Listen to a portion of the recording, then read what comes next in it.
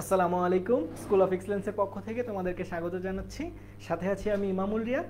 আমাদের HSC final রিভিশনের যে ধারাবাহিকতাটা ছিল সেই ধারাবাহিকতায় আজকে আমরা ব্যবসায় সংগঠন ও ব্যবস্থাপনার দ্বিতীয় পত্র নিয়ে তোমাদের সামনে হাজির হয়ে গিয়েছি।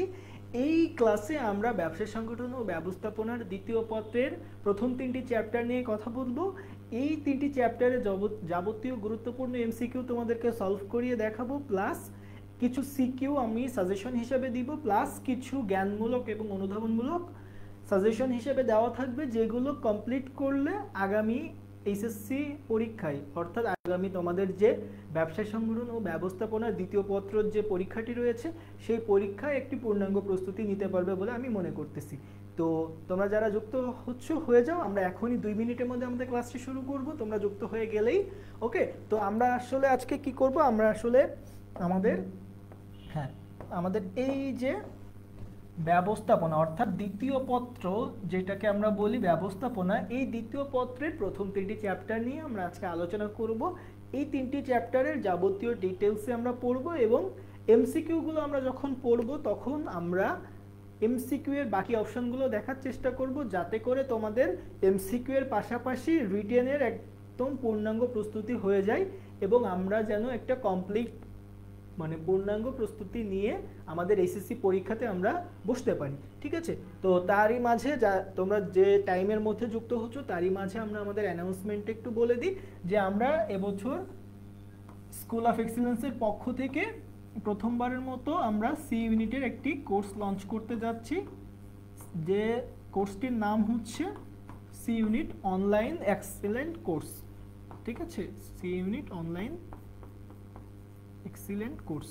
ওকে, এই কোর্সে আমরা কি করব, আমরা জাস্ট তোমরা যে সময়ের মধ্যে যুক্ত হচ্ছ সেই সময়ের মধ্যে আমরা জাস্ট অ্যানাউন্সমেন্টটা দিয়ে রাখতেছি যে আমরা ঢাকা বিশ্ববিদ্যালয় এবং পাশাপাশি অন্যান্য যত বিশ্ববিদ্যালয় আছে যেখানে আমাদের ব্যবসায় শিক্ষা থেকে ইউনিট আছে, অর্থাৎ আমরা যে বিশ্ববিদ্যালয়গুলোতে ব্যবসায় শিক্ষার সিট আছে সেই বিশ্ববিদ্যালয়গুলোতে আমরা যাতে পরীক্ষা দিতে পারি এবং ঢাকা বিশ্ববিদ্যালয় সহ অর্থাৎ জাহাঙ্গীরনগর, রাজশাহী, জগন্নাথ, খুলনা, জিএসটি, চট্টগ্রাম, বিউপি সহ সকল ইউনিভার্সিটিতে যেন একটি কোর্সের মাধ্যমে তোমাদের সি ইউনিটের প্রস্তুতি সম্পন্ন হয়, তার জন্য আমরা একটা কোর্স নিয়ে এসেছি যার নাম দিয়েছি C unit online excellent course. তো এই কোর্সে আমরা কি করব, আমরা বাংলা, ইংরেজি, পাশাপাশি ম্যানেজমেন্ট মার্কেটিং, হিসাব বিজ্ঞান, ফিনান্স সহ ম্যাথ এবং আইকিউ, অর্থাৎ তোমরা যাতে সব ধরনের পরীক্ষায় অ্যাটেন্ড করতে পারো। যেমন বিইউপিতে ম্যাথ আসে, আমাদের বিজনেস ইউনিটে পরীক্ষা দিতে গেলে বিইউপিতে ম্যাথ আসে, সেই ম্যাথ এবং আইকিউ যাতে তোমরা কমপ্লিট করতে পারো তার জন্য একটি পূর্ণাঙ্গ কোর্স হচ্ছে আমাদের এই C unit online excellent course.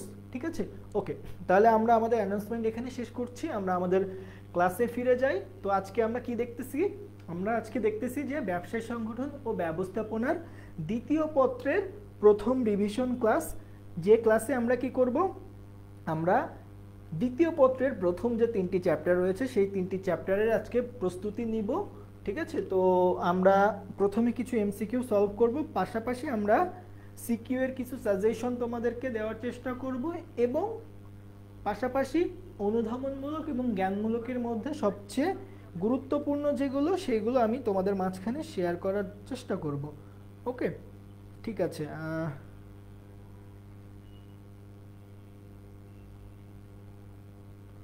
হ্যাঁ, আরিয়াদ আর আরনাফ, ম্যানেজমেন্টের তুমি যেহেতু কমেন্টটা করছো আমি একটু উত্তর দিয়ে দিই যে আমাদের হিসাব বিজ্ঞানের ক্ষেত্রে হচ্ছে দুইটা পত্রই পড়তে হবে, হিসাব বিজ্ঞান, ঠিক আছে, তারপরে ম্যানেজমেন্ট এবং হচ্ছে মার্কেটিং এবং ফিনান্স। তো আমাদের হচ্ছে এই যে সাবজেক্টগুলো আছে বাংলা ইংরেজির পাশাপাশি এগুলো আমাদেরকে অ্যান্সার করতে হবে। তো হিসাব বিজ্ঞানের ক্ষেত্রে হচ্ছে আমরা আমাদের বইটাকে কভার করব, ফার্স্ট পেপার, সেকেন্ড পেপারে আমাদের অ্যাডমিশন যে জার্নিটি রয়েছে সেখানে আমরা ওয়ালাইকুম আসসালাম, আমরা সেখানে হচ্ছে আমাদের এই হিসাব বিজ্ঞানের আমরা কি করব, আমাদের বইয়ে যে ফার্স্ট পেপার সেকেন্ড পেপার আছে ওইগুলো আমরা কভার করব, প্লাস হচ্ছে বইয়ের পাশাপাশি হিসাব বিজ্ঞানের ম্যাথগুলো একটু ক্রিটিক্যাল ওয়েতে আসে, একটু বড় বা লেন্দি ম্যাথ আসে, সেক্ষেত্রে তোমাকে একটু এক্সট্রা নলেজ গেইন করতে হবে, যেগুলো আমরা আমাদের কোর্সের মধ্যে কভার করব। এরপরে ম্যানেজমেন্টের ক্ষেত্রে normally most of the questions আমাদের ফার্স্ট পেপার এবং সেকেন্ড পেপার বই থেকে আসে। এর পাশাপাশি এক থেকে দুইটা কোয়েশ্চেন আসে ম্যানেজমেন্ট রিলেটেড, কিন্তু ওইগুলো হচ্ছে কিছুটা সাধারণ জ্ঞানের মতো, তো ওইটার চান্স খুবই কম। এবং মার্কেটিংয়ের জন্য তোমরা জানো যে বিগত বছরগুলোতে শুধু সেকেন্ড পেপারের প্রশ্ন হতো, কিন্তু আমরা দেখছি যে গত বছর কিন্তু সিলেবাসের মধ্যে ফার্স্ট পেপার অর্থাৎ উৎপাদন ব্যবস্থাপনাও অ্যাড করেছে, এবং এই মার্কেটিং এবং ফিনান্স একটা অপশনাল থাকবে, হয় তুমি মার্কেটিং বা ফিনান্স যে কোনো একটা দেখাতে পারবে। তো পূর্ণাঙ্গ প্রস্তুতি নিতে গেলে সবগুলোই আচ্ছা। ঠিক আছে, একজন কমেন্ট করছো যে হচ্ছে অ্যাডমিশনে কি শর্ট সিলেবাস পড়া লাগবে নাকি ফুল।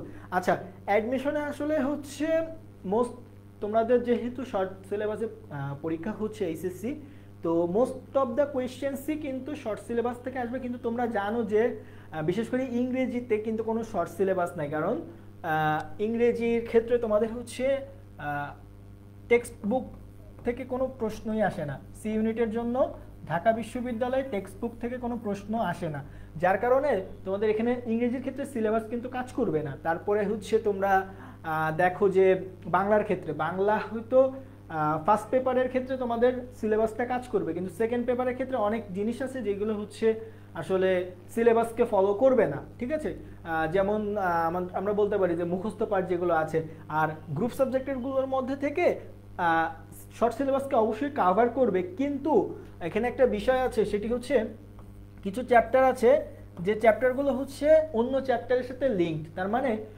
তোমার হয়তো কোনো শর্ট সিলেবাসের মধ্যে কোনো একটা চ্যাপ্টার নাই, কিন্তু ওই চ্যাপ্টারের যে পড়াশোনাটা সেটা হচ্ছে ওই পরবর্তী চ্যাপ্টারে আছে, যার কারণে তোমাকে পরবর্তী চ্যাপ্টার বুঝতে হলে আগের চ্যাপ্টারটা ভালো মতো কভার করতে হবে। ঠিক আছে, আর ম্যানেজমেন্ট মার্কেটিং ফিনান্স মোটামুটি শর্ট সিলেবাসকে ফলো করার চেষ্টা করে, কিন্তু আমরা ফুল সিলেবাস পড়বো, আর শর্ট সিলেবাসের যে চ্যাপ্টারগুলো আছে সেগুলোকে আমরা বেশি গুরুত্ব দিব। ঠিক আছে, তো এভাবে আমরা আমাদের জার্নিটি কন্টিনিউ করব। তো আপাতত তোমরা তোমাদের এইচএসসিতে ফোকাস করো। আচ্ছা, হ্যাঁ, আচ্ছা, এই সম্পর্কে আমাদের আজকের ক্লাসটা হচ্ছে রিভিশন ক্লাস। আমরা তোমাদের যাবতীয় প্রশ্ন সম্পর্কে আমরা আরও ক্লাস করব সামনে। তোমাদের পরীক্ষার ভিতরেই দেখবা যে সি ইউনিটের ইংলিশ, তারপরে বাংলা, ম্যানেজমেন্ট, মার্কেটিং, ফিনান্স, হিসাব বিজ্ঞান সবগুলো প্রশ্ন বিশ্লেষণের মানে ক্লাস যাবে এখানে।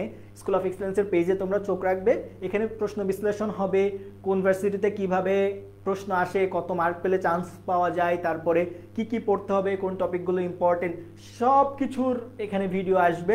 এই ভিডিওগুলো তোমাদের অ্যাডমিশনের মানে যাত্রা শুরু করার আগেই আসবে। তো তোমরা হচ্ছে স্কুল অফ এক্সেলেন্সের পেজে চোখ রাখো, আমরা ওখানে দিব। আমাদের কাজ চলতেছে, আমরা অলরেডি এই টাইপসের ভিডিওগুলো করে ফেলেছি, যে আমরা জানি যে তোমাদের আসলে কোন ধরনের চিন্তাভাবনা আছে, বা তোমরা কোন ধরনের প্রশ্ন চাচ্ছ, বা কোন ধরনের প্রশ্ন তোমাদের মনে আছে। তো এইগুলো নিয়ে আমরা কাজ করতেছি। ইনশাল্লাহ তোমরা খুব দ্রুত এই রিলেটেড ভিডিও পেয়ে যাবে, যেগুলো আমাদের এই পেজেই আপলোড করা হবে। ঠিক আছে, আমরা আমাদের আজকের ক্লাস শুরু করি। ওকে, তো আমাদের ফাইনাল রিভিশনের যে ক্লাসটি ছিল সেটা হচ্ছে, এখানে আমরা কি দেখছি যে এমসিকিউ দিয়ে আমরা শুরু করি। বলছে ব্যবস্থাপনা হলো। এখন ব্যবস্থাপনা জিনিসটা আসলে কি, ব্যবস্থাপনাটাকে আমাদেরকে আগে বুঝতে হবে। আমাদের সেকেন্ড পেপারের নামই কিন্তু ব্যবস্থাপনা। ব্যবস্থাপনা মানে কি, কৌশলে অন্যকে দিয়ে কাজ করিয়ে নেওয়া। এখন এই ব্যবস্থাপনার প্রথম অপশনটা কি বলছে, যে চলমান প্রক্রিয়া। হ্যাঁ, অবশ্যই একটা চলমান প্রক্রিয়া, কারণ আমরা দেখেছি যে আমরা যদি একটু আমাদের চক্রটা দেখি, ব্যবস্থাপনার আসলে কি কি কাজ আছে যদি দেখি, প্রথম কাজটা কি, পরিকল্পনা। ওকে, প্রথম কাজটি হচ্ছে পরিকল্পনা। পরিকল্পনার পরে আমরা কি করি, সংগঠন। এরপরে আমরা কি করি, কর্মী সংস্থান করি। ঠিক আছে, এরপরে আমরা কি করি, সমন্বয় করি। ঠিক আছে, এরপরে আমরা কি করি, নিয়ন্ত্রণ। ঠিক আছে, এরপরে আবার আমরা পরিকল্পনাতে ফিরে যাই। ঠিক আছে, তো এটা হচ্ছে আমাদের যে চক্রটি। তো এটা হচ্ছে কি, এই একবার আমরা পরিকল্পনা গ্রহণ করলাম, পরিকল্পনা গ্রহণ করে তারপরে আমরা সংগঠন, কর্মসংস্থান, নির্দেশনা, প্রেরণা ইত্যাদি দিয়ে সমন্বয় সাধন করে সর্বশেষ আমরা কি করলাম, নিয়ন্ত্রণ কাজ করলাম। করার পরে আবার আমরা পরিকল্পনাতে ফিরে গেলাম। এটাকে বলছি আমরা চলমান প্রক্রিয়া। তারপরে কথা কি বলছে, তারপরে বলা হচ্ছে যে লক্ষ্য ভিত্তিক প্রক্রিয়া, অর্থাৎ এখানে একটা লক্ষ্য থাকে, যে লক্ষ্যটাই পরিকল্পনা স্টেজে তোমার এই বছরের লক্ষ্য থাকে যে আমি এই বছর কত পরিমাণ সেল করতে পারবো। ঠিক আছে, গতিশীল প্রক্রিয়া তার মানে কি, এটা একটা মানে চলমান প্রক্রিয়া। চলমান প্রক্রিয়া এবং গতিশীল প্রক্রিয়া মানে কি, গতি প্রকৃতির সাথে এটা খাপ খাওয়ায় নেয়, বা হচ্ছে তোমার ব্যবসার প্রতিষ্ঠানের গতি কেমন আছে তার উপর ভিত্তি করে ব্যবস্থাপনার কাজটি চলবে। অর্থাৎ আমাদের এখানে 3টি অ্যান্সার হচ্ছে। ঠিক আছে, এরপরে আসি, এটা একটা মুখস্থ টাইপের এমসিকিউ। বলছে আধুনিক শ্রমিক কর্মী ব্যবস্থাপনার জনককে, তিনি হচ্ছে রবার্ট ওয়েন। এটা আমাদেরকে মনে রাখতে হবে, এখানে বোঝানোর কিছু নাই। পরে আসি, বলছে 6M এর অন্তর্ভুক্ত কি। এখন একটা ব্যবস্থাপনার ক্ষেত্রে 6M অর্থাৎ 6টা উপকরণ লাগে। এই 6টা উপকরণ কি কি আমরা দেখতে পারি, বলছে আমরা যদি এভাবে মনে রাখার চেষ্টা করি, ম্যান, মেশিন, ম্যাটেরিয়ালস, মানি, মার্কেট, মেথড। তার মানে একটা ব্যবস্থাপনা কার্য পরিচালনা করার জন্য আমাদেরকে অবশ্যই এই 6টা জিনিস নিয়ে কাজ করতে হবে। অর্থাৎ এই 6টাকে আমরা কি বলছি, উপকরণ। তো এটাকে আমরা 6M বলতেছি। তো এই 6M এর মধ্যে কোনটা কোনটা আছে আমরা দেখতে পাচ্ছি যে এই যে মানি অর্থাৎ অর্থ, এটা এখানে অপশনে আছে। এরপরে বলছে মেথড অর্থাৎ প্রক্রিয়া, এটাও এখানে আছে, কিন্তু মোটিভেশনের এখানে কোনো জায়গা নাই। অর্থাৎ ম্যান, মেশিন, ম্যাটেরিয়ালস, মানি, মার্কেট, মেথড। এটা আমরা একটা কি, এই যে একটা ফ্লো আসতেছে না, ম্যান, মেশিন, ম্যাটেরিয়ালস, মানি, মার্কেট, মেথড, এভাবে আমরা মনে রাখবো। তো আমাদের উত্তর হচ্ছে কোনটা, 1 ও 2। ওকে, আমরা পরের প্রশ্নে আসি। বলছে হ্যাঁ ঠিক আছে, বলছে ব্যবস্থাপনার উন্নয়নে, হ্যাঁ তোমরা অ্যান্সার করতেছো, কে কে করতেছো, হ্যাঁ ঠিক আছে, হ্যাঁ হ্যাঁ এই তো তোমরা রাইট অ্যান্সার করতেছো। ঠিক আছে, আমাদের সাথে থাকো, এবং তোমরা চাইলে তোমার যারা বন্ধুরা আছে তাদেরকে তোমরা চাইলে মেনশন করতে পারো যে স্কুল অফ এক্সেলেন্সের পক্ষ থেকে ক্লাস নেওয়া হচ্ছে, তো তারাও এই ক্লাসটি যাতে করে উপকৃত হতে পারে। ঠিক আছে, তো আমরা আমাদের ক্লাসে ফিরে আসি। বলছে ব্যবস্থাপনার উন্নয়নে ইতিহাসের সবচেয়ে প্রাচীন সভ্যতা, অর্থাৎ আমরা প্রাচীন যে সভ্যতাগুলো দেখেছি যে তারা কিন্তু আমরা এমন না যে ব্যবস্থাপনা জিনিসটা আজকে আসছে, হয়তো আমরা ঢালাওভাবে ব্যবস্থাপনাকে আজকাল পেশা হিসেবে নিচ্ছি, কিন্তু আগের যুগেও কিন্তু ব্যবস্থাপনা ছিল, কিন্তু ওটা তখন অতটা প্রসিদ্ধ বা অতটা পরিচিত ছিল না, কিন্তু ব্যবস্থাপনার কাজ কিন্তু হতো। এই ব্যবস্থাপনার কাজ শুরু হয়েছিল মূলত এই মিশরীয় সভ্যতা থেকে। মিশরীয় সভ্যতা থেকে আস্তে আস্তে এই যে ব্যাবিলনীয় সভ্যতা, চৈনিক সভ্যতা, গ্রিক সভ্যতা হইতে হইতে আজকে আধুনিক যুগে ব্যবস্থাপনাটা চলে এসেছে।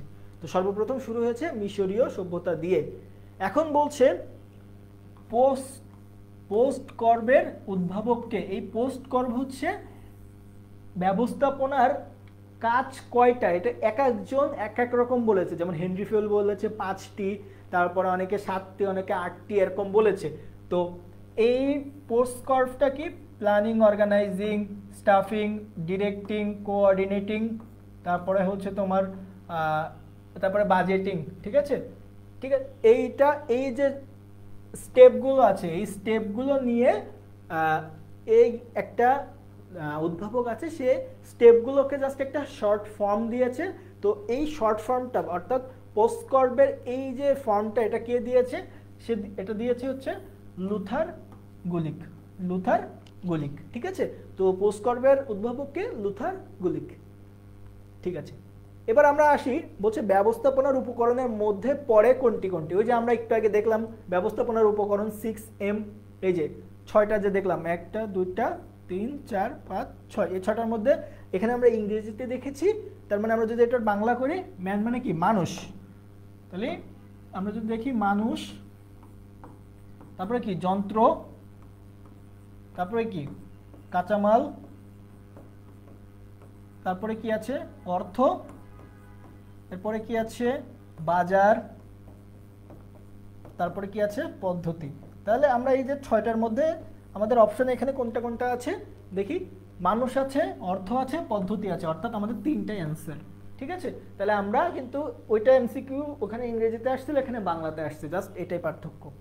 ঠিক আছে, আচ্ছা শাহরিয়ার আলভি, হ্যাঁ তুমি আমার সাথে সাথে অ্যান্সার করতেছো, এটা খুবই ভালো। তো এই যে সিস্টেমটা আছে, এই সিস্টেমটা থেকেও আরও ভালো সিস্টেমে আমরা তোমাদেরকে পড়াবো আমাদের অনলাইন কোর্সে। সেটি কিভাবে আমরা সেটি পড়াবো হচ্ছে জুমের মাধ্যমে। জুমের মাধ্যমে তোমরা সরাসরি আমাদের সাথে যুক্ত থাকবে, যার কারণে ওই ক্লাসগুলোতে তোমাদেরকে এভাবে কমেন্ট করে প্রশ্ন করা লাগবে না, বা হচ্ছে কমেন্ট করে হচ্ছে উত্তর দেওয়া লাগবে না। রেদার আমরা ক্লাস করাবো তোমাদের, তোমরা আমাদের সাথে একদম সরাসরি যুক্ত থাকবে। যে কোনো প্রশ্ন থাকবে তোমরা আমাদেরকে কি করবা, সরাসরি আস্ক করতে পারবা। এটা কোথায়, এটা আমাদের যখন আমরা কোর্স চালু করব সেই কোর্সে আমরা জুমের মাধ্যমে তোমাদের সাথে কানেক্টেড থাকবো। ঠিক আছে, তো আমরা আমাদের পড়ায় ফিরে আসি। ব্যবস্থাপনার মূল কাজ কোনটি? এই যে আমরা দেখলাম ব্যবস্থাপনার যে চক্রটা আমরা দেখলাম, এখানে মূলত শুরু হয়েছে কোনটা দিয়ে? পরিকল্পনা দিয়ে। তো পরিকল্পনার মাধ্যমেই তো ব্যবস্থাপনার কাজ শুরু হয়, মানে অর্থাৎ আমি একটা লক্ষ্য নির্দিষ্ট করলাম, ওই লক্ষ্য অনুযায়ী তো পরের সংগঠন বা কর্মী সংস্থানের কাজগুলো চলবে। তাহলে আমরা কি বলতে পারি যে ব্যবস্থাপনার মূল কাজ কোনটি? পরিকল্পনা। আগে পরিকল্পনা করব, তারপরেই না হচ্ছে আমি হচ্ছে কর্মীদেরকে সংগঠন করব, তাদেরকে নেতৃত্ব দেব, এবং সর্বশেষ কি দেখার চেষ্টা করব, আমি যে পরিকল্পনা করেছিলাম সেটা থেকে কোনো বিচ্যুতি হয়েছে কিনা, এবং বিচ্যুতি যদি হয় সেটার সংশোধনমূলক ব্যবস্থা গ্রহণ করব, যে কি ধরনের সংশোধনমূলক ব্যবস্থা গ্রহণ করলে আমরা এই বিচ্যুতি থেকে উদ্ধার পেতে পারি। ঠিক আছে, তো পরের প্রশ্নটা একই রকম, যেটা বলছে ব্যবস্থাপনার প্রথম কাজ কোনটি? এই যে চক্র থেকে আমরা দেখেছি যে ব্যবস্থাপনার প্রথম কাজটি হচ্ছে পরিকল্পনা, তারপরে আমরা কি করি, সংগঠন করি, নির্দেশনা দিই, তারপরে গিয়ে সবার শেষে গিয়ে আমরা কি করি, নিয়ন্ত্রণ কাজ পরিচালনা করি। ওকে, এবার আমরা দেখি যে বলছে ব্যবস্থাপনার শেষ কাজ কোনটি? এই যে আমরা নিয়ন্ত্রণকে বলতে পারি, কারণ আমরা এই যে দেখেছি এখানে ব্যবস্থাপনার সর্বশেষ কাজ কোনটি, সেটি হচ্ছে নিয়ন্ত্রণ। অর্থাৎ আমার যদি কোনো বিচ্যুতি হয়ে থাকে সেই বিচ্যুতিটা ফাইন্ড আউট করা এবং সেই অনুযায়ী কি করা, সংশোধন, সেই অনুযায়ী সংশোধনমূলক ব্যবস্থা গ্রহণ করাটা হচ্ছে আমরা কি বলি, নিয়ন্ত্রণ বলি। তো এই নিয়ন্ত্রণটা হচ্ছে সবার শেষের কাজ। আমি যে সংশোধনমূলক ব্যবস্থা গ্রহণ করলাম ওই সংশোধনটা আমি পরবর্তী পরিকল্পনাতে অ্যাড করব। অর্থাৎ তাহলে আমরা কি বলতে পারি, ব্যবস্থাপনার শেষ কাজ কোনটি? নিয়ন্ত্রণ। নিয়ন্ত্রণের মাধ্যমে যে বিচ্যুতিগুলো আসলো, এই বিচ্যুতিগুলো আমাদের পরিকল্পনার মাধ্যমে সেই বিচ্যুতিগুলো আবার কি পরবর্তী যে পরিকল্পনা আছে এই পরবর্তী পরিকল্পনায় ওই বিচ্যুতিগুলো নিয়ে কাজ করব, যাতে ওই বিচ্যুতিগুলো নিয়ে আর কোনো প্রবলেম না হয়। ওকে, ঠিক আছে, তাহলে আমাদের এটা গেল। এরপরে এমসিকিউতে কি বলার চেষ্টা করছে, এটা একটা উদ্দীপক দিয়েছে, বলছে মিস্টার এক্স একটি প্রতিষ্ঠানের ব্যবস্থাপক, তিনি কারখানা পরিদর্শনে গিয়ে দেখলেন অন্ধকারাচ্ছন্ন পরিবেশে কর্মীরা কাজ করছে। তিনি কারখানায় অতিরিক্ত জানালা এবং ফ্যানের ব্যবস্থা করলেন।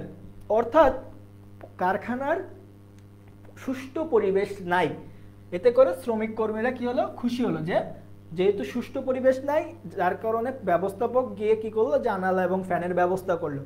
এই যে কাজটা করলো, এই কাজ ব্যবস্থাপনার কার্যাবলীর কোনটির প্রতি গুরুত্ব দিয়েছে? আমরা বলার চেষ্টা করেছিলাম যে কর্মী সংস্থান বলে একটা আমরা ধাপ লিখেছিলাম, কর্মী সংস্থান।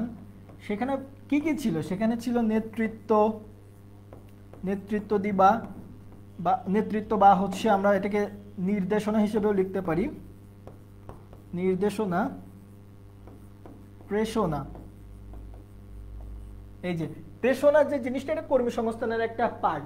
তো এই প্রেষণা বলতে কি বোঝানো হচ্ছে? প্রেষণা বলতে বোঝানো হচ্ছে অর্থাৎ তোমাকে কাজের প্রতি আগ্রহী করা। এটা হচ্ছে আর্থিকও হইতে পারে, আমরা যদি এখানে লিখি আর্থিকও হইতে পারে, অনার্থিকও হইতে পারে। ঠিক আছে, তার মানে প্রেষণা যে জিনিসটা এটা আর্থিক হইতে পারে, অর্থাৎ তোমাকে তোমার বেতন বাড়িয়ে দিল, বা হচ্ছে তোমাকে একটা নির্দিষ্ট অ্যামাউন্টের একটা বোনাস দিল, এটা হচ্ছে আর্থিক প্রেষণা।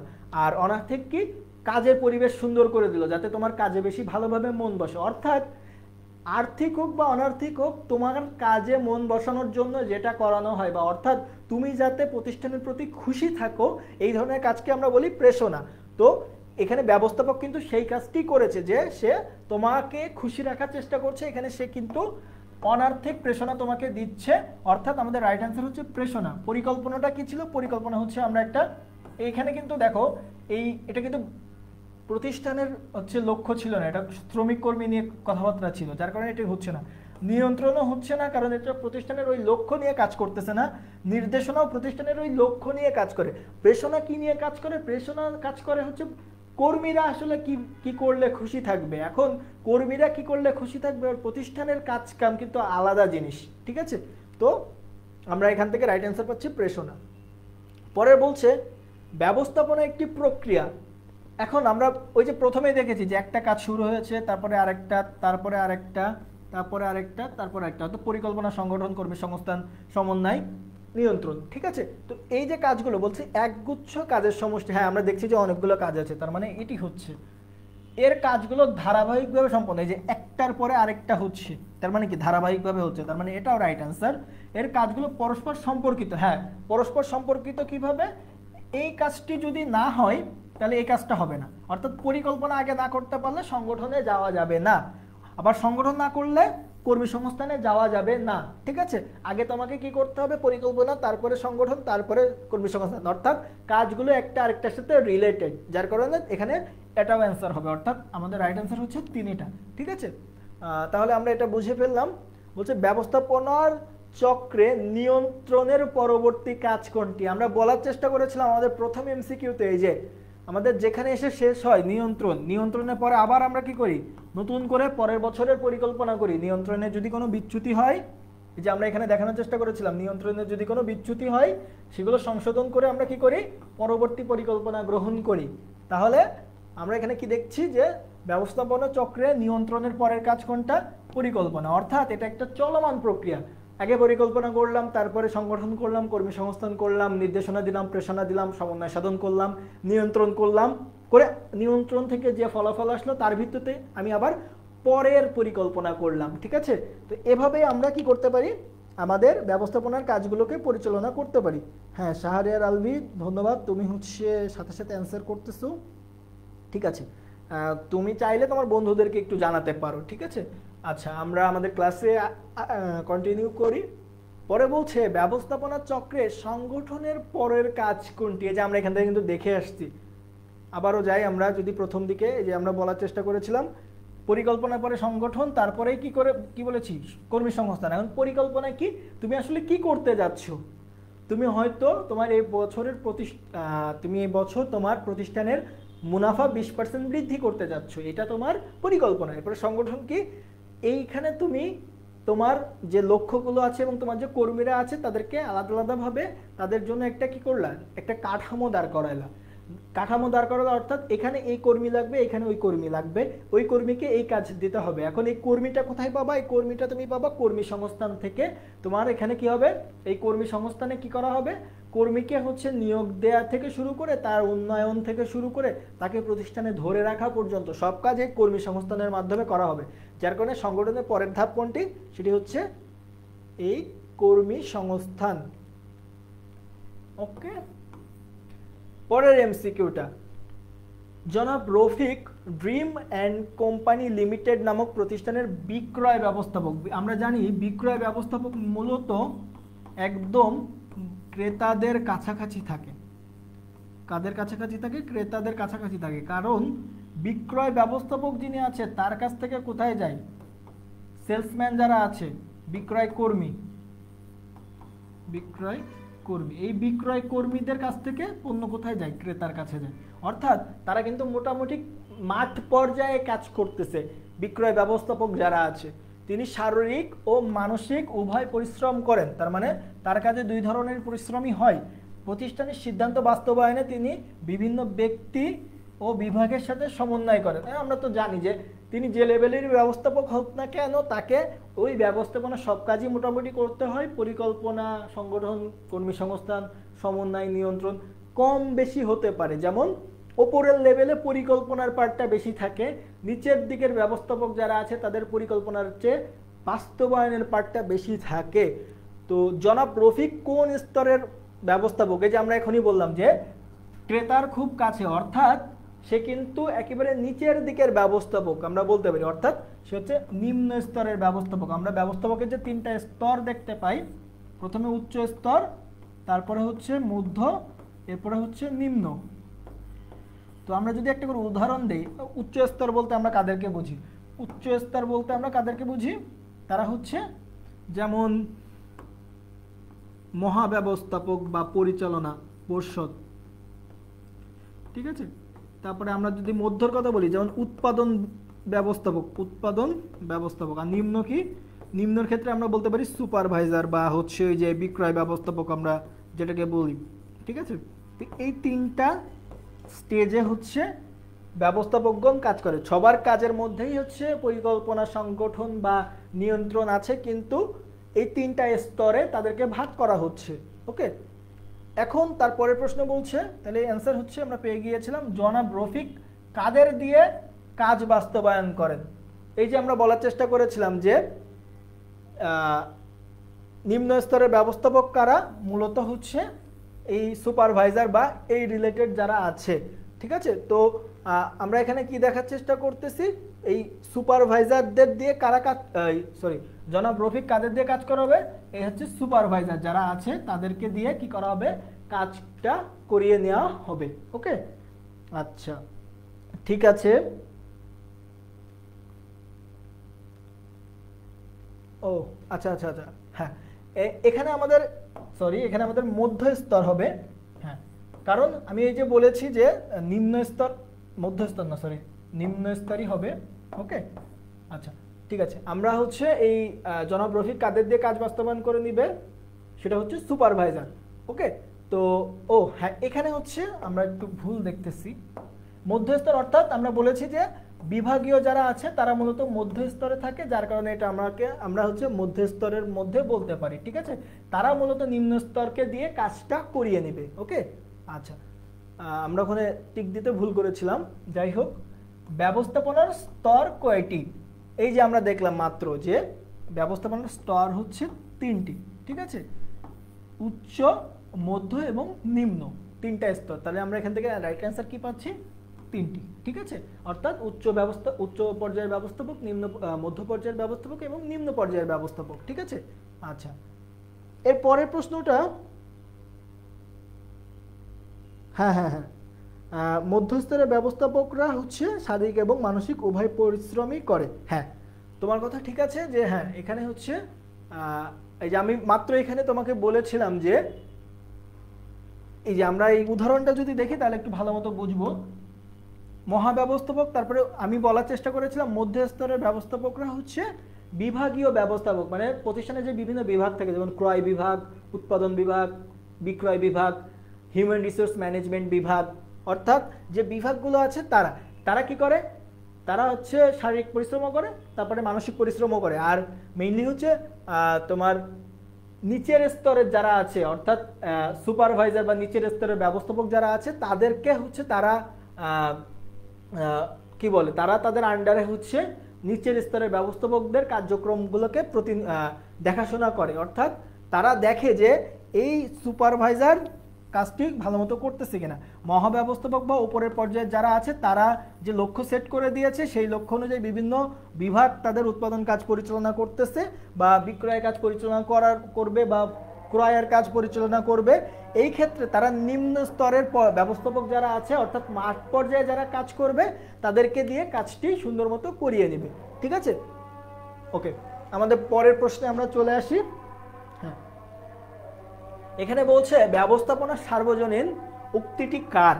তো এখানে একটা মুখস্থ পড়া, এটা আমাদের এক বিজ্ঞানী আছে, সে অনেক আগেই এটা বলে গিয়েছে যে ব্যবস্থাপনা হচ্ছে সার্বজনীন, অর্থাৎ সক্রেটিস যিনি আছে তিনি বলে গেছে ব্যবস্থাপনা সার্বজনীন, অর্থাৎ ব্যবস্থাপনা কাজ যে শুধু তুমি তোমার ব্যবসা প্রতিষ্ঠানে খাটাবে এমন না, যে কোনো প্রতিষ্ঠানের জন্য। যেমন একটা পরিবারের কথাও যদি চিন্তা করি, পরিবারে মেইনলি দেখাশোনা বা পরিবার কেমনে চলবে এটা মেইনলি আমাদের সমাজে পিতৃতান্ত্রিক বলি আমরা। পরিবারের পিতাই মূলত ঠিক করে যে কাকে দিয়ে কোন কাজ করাবে বা পরিবারটাকে মূলত সে আগলে রাখে।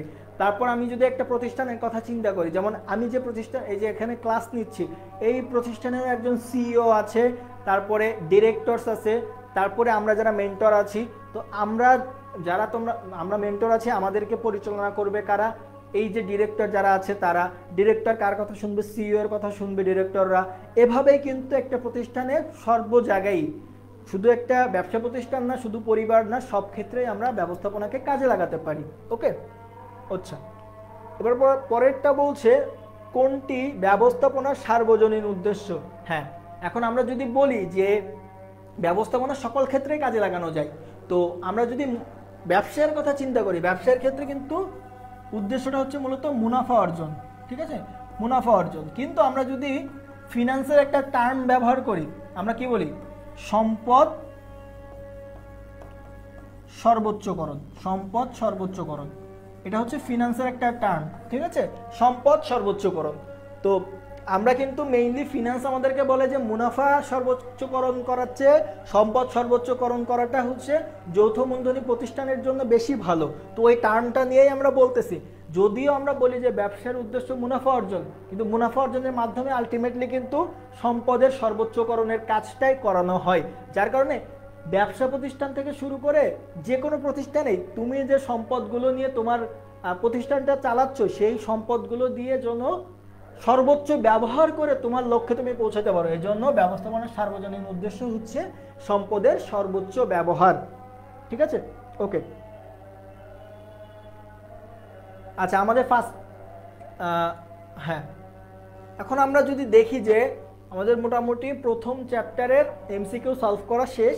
এখানে হচ্ছে দুইটা জ্ঞানমূলক দেওয়া আছে, ব্যবস্থাপনা কি এবং ব্যবস্থাপনা চক্র কি, ঠিক আছে। এই দুইটা প্রশ্ন পড়তে হবে। এবং ব্যবস্থাপনা চক্র বলতে কি বুঝো, এটা অনুধাবনমূলকের মধ্যে, এবং ব্যবস্থাপনা সার্বজনীন বলতে কি বোঝানো হয়েছে একটু আগে আমি এটা ব্যাখ্যা করেছি। তো মোটামুটি এইগুলোই হচ্ছে কভার করতে হবে ফার্স্ট চ্যাপ্টারের জ্ঞানমূলক অনুধাবনমূলকের জন্য। এবং এখানে আমরা হচ্ছে একটা সিকিউ দিয়ে দিয়েছি, বলছে আধুনিক ব্যবস্থাপনার জনককে। ব্যবস্থাপকদের ব্যবস্থাপনা বলতে কি বুঝো? ওই যে আমরা বললাম যে নিচের পর্যায়ে যারা ব্যবস্থাপক আছে বা তাদেরকেও ব্যবস্থাপনা করার জন্য ওপরে পর্যায়ে কিন্তু আবার ব্যবস্থাপক আছে, ওই জিনিসটা এখানে তুলে ধরতে হবে। এবং বলা হচ্ছে মিস্টার সুব্রত কোন পর্যায়ের ব্যবস্থাপক। আমরা ওই যে তিনটা পর্যায়ের কথা বলেছি, উচ্চ, মধ্য এবং নিম্ন, ওটি।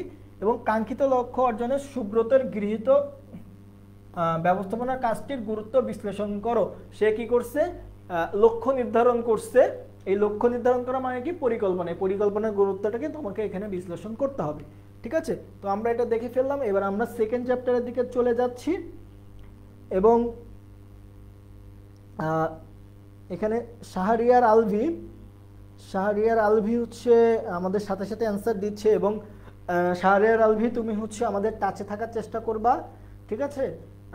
ইনশাল্লাহ তোমার ভিতরে একটা হচ্ছে সম্ভাবনা আছে, কারণ মোস্ট অফ দ্য কোয়েশ্চেনের তুমি রাইট অ্যান্সার দিচ্ছ, তো তোমার ভিতরে একটা সম্ভাবনা আছে। তুমি চাইলে আমাদের টাচে থাকবা, কারণ এখান থেকেই কিন্তু এই যে তোমরা দেখতে পাবে যে স্কুল অফ এক্সেলেন্সের অনলাইন ব্যাচের যারা স্টুডেন্ট থাকে, গত বছরের যারা স্টুডেন্ট ছিল তারা এবছর মেন্টর হয়ে গিয়েছে। অর্থাৎ তারা তাদের বাসায় বসে যে স্কুল অফ এক্সেলেন্সের ক্লাসগুলো করেছে, সেখান থেকে তারা নিজেদেরকে এক্সেলেন্ট হিসেবে গড়ে তুলে তারাই কিন্তু পরবর্তীতে ঢাকা বিশ্ববিদ্যালয়ে বা এর আশেপাশে যত বিশ্ববিদ্যালয় আছে সেখানে চান্স পেয়েছে। এবং তারা চান্স পাওয়ার পরেই কিন্তু তারা স্কুল অফ এক্সেলেন্সের মেন্টর হিসেবে যুক্ত হয়ে গিয়েছে। তোমরা যে দেখবা যে গত বছরের আগের বছর যেমন সাগর যুক্ত হয়েছে, রিয়াসাত যুক্ত হয়েছে, এই যে তন্ময় যুক্ত হলো গত বছর, যারা হচ্ছে চান্স পেয়েছে তার মধ্যে থেকে তন্ময় ইংরেজি ডিপার্টমেন্টে চান্স পেয়েছে। তো সি ইউনিট হচ্ছে আমরা এবছর প্রথমবারের মতো নিয়ে আসতেছি। তো আশা করি যে তোমাদের সাপোর্ট পাবো, ঠিক আছে। তোমরা হচ্ছে আমাদেরকে সেভাবে সাপোর্ট দিবা এবং হচ্ছে টাচে থাকার চেষ্টা করবে, ঠিক আছে, ওকে। আমরা আমাদের পরের এমসিকিউতে চলে যাই। বলছে যে স্তরে সংগঠনের নীতিমালা ও পরিকল্পনা প্রণীত হয়, অর্থাৎ যেখান থেকে মেইনলি আমরা বলার চেষ্টা করতেছি যে সংগঠনের যে নীতিমালা এবং পরিকল্পনা কারা প্রণয়ন করে। এখন আমরা বলার চেষ্টা করেছি প্রতিষ্ঠানের উপরের পর্যায়ে যারা আছে তারাই মূলত আমাদের নীতি নির্ধারণ করে থাকে, ঠিক আছে। তো উপরের পর্যায়ে কারা থাকে? প্রশাসনে যারা থাকে অর্থাৎ সার্বিক দিক যারা দেখাশোনা করে, পরিচালনা পর্ষদ, অর্থাৎ পরিচালনা পর্ষদ বলতে পরিচালক বৃন্দের যে পর্ষদটা সেটাকে আমরা বলছি। আর এখানে মূলত ব্যবস্থাপনা বলতে মূলত আমরা নিচের বা মধ্যস্তরের ব্যবস্থাপকদের বোঝাচ্ছি। তো এটা নর্মাল ব্যবস্থাপনা বললে আমরা এটা বুঝবো যে নিম্ন বা মধ্যস্তরের ব্যবস্থাপক, ঠিক আছে। তো এখানে প্রশাসন বা পরিচালনা পর্ষদ অর্থাৎ একদম উচ্চ পর্যায়ে যারা আছে তারাই মূলত আমাদের নীতিমালা বা পরিকল্পনাগুলোকে প্রণয়ন করে দেয়, এরপরে মধ্য পর্যায়ে এবং নিম্ন পর্যায়ের ব্যবস্থাপকরা সেটা বাস্তবায়ন করে। অর্থাৎ আমাদের রাইট অ্যান্সার হচ্ছে 2 ও 3, ঠিক আছে।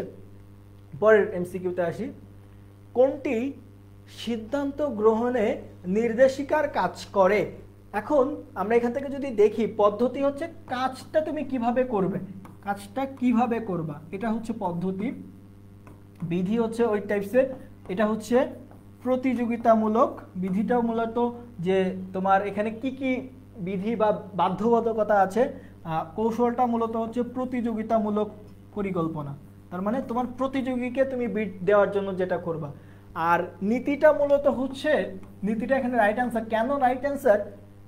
নীতিটা মূলত এমন একটা জিনিস যে তুমি তোমার প্রতিষ্ঠানে সেট করে রাখছো যে এই কাজটার পরে এই কাজটা। কর্মী সংস্থান এর ক্ষেত্রে আমি যখন কর্মী নিয়োগ দিব সেক্ষেত্রে আমি রিটেন টেস্ট হিসাবে তাকে রিটেন টেস্টও নিব, আবার প্লাস হচ্ছে ভাইভাও নিব, ঠিক আছে। তো এটা হচ্ছে একটা নীতি যে আমার প্রতিষ্ঠানে প্রতি বছর যারা কর্মী হিসেবে আসবে তাদের অবশ্যই রিটেন এবং ভাইভা দুইটাতে পাস করে তারপরে প্রতিষ্ঠানে আসা লাগবে। অর্থাৎ তুমি আগে থেকে একটা জিনিস সেট করে রাখতেছো, এটাই প্রতি বছর চলবে, এটাকে আমরা বলি নীতি। তো একটা সিদ্ধান্ত গ্রহণ করার ক্ষেত্রে নির্দেশিকার কাজ করবে, মানে নির্দেশিকা মানে কি, আগে থেকে সেট করা আছে সেটা তোমাকে নির্দেশ করবে, সেই জিনিসটা হচ্ছে নীতি। ওকে, আচ্ছা।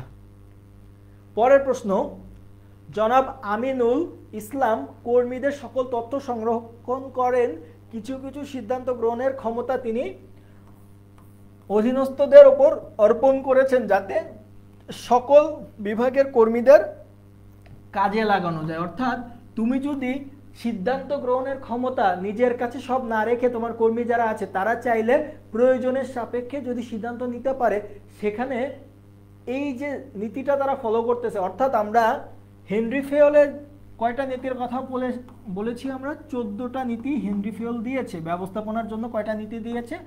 14টা নীতি দিয়েছে। এই 14টাকে আমরা মেইনলি হচ্ছে মেইন যে ব্যবস্থাপনার নীতি হিসেবে ধরে থাকি।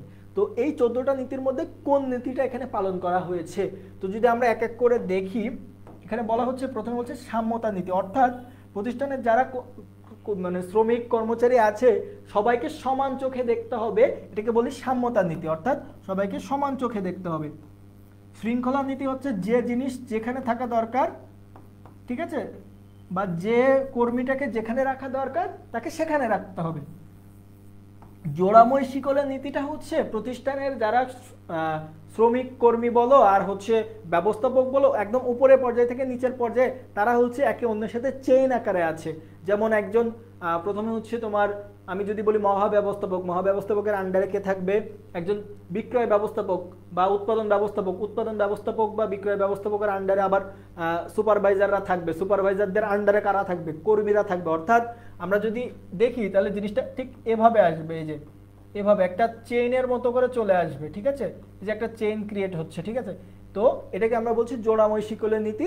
আর সর্বশেষ যেটি রয়েছে সেটি হচ্ছে বিকেন্দ্রীকরণের নীতি। অর্থাৎ আমার প্রতিষ্ঠানের সিদ্ধান্ত গ্রহণের ক্ষমতা শুধু আমি নিজের কাছে কুক্ষিগত না রেখে আমরা কি করব, অধীনস্থ যারা আছে তাদের হাতেও কিছুটা ছেড়ে দিব, এটাকে আমরা বলছি কেন্দ্রীকরণ। আর এর পাশাপাশি কি আছে? এই বিকেন্দ্রীকরণ। আর কেন্দ্রীকরণটা কি? কেন্দ্রীকরণটা হচ্ছে প্রতিষ্ঠানের সিদ্ধান্ত গ্রহণের ক্ষমতা উপরের পর্যায়ে কুক্ষিগত করা। অর্থাৎ আমার কর্মীরা কোনো সিদ্ধান্ত নিতে পারবে না, যতই মানে সমস্যার সৃষ্টি হোক না কেন বা কোনো ঝামেলার সৃষ্টি হোক না কেন, কর্মী যারা আছে তারা কোনো সিদ্ধান্ত নিতে পারবে না, এটাকে আমরা বলবো কেন্দ্রীকরণ। আর কর্মীরা যদি সিদ্ধান্ত নিতে পারে সেটাকে আমরা বলছি বিকেন্দ্রীকরণ, যেটি এই উদ্দীপকে বলা হয়েছে, ঠিক আছে।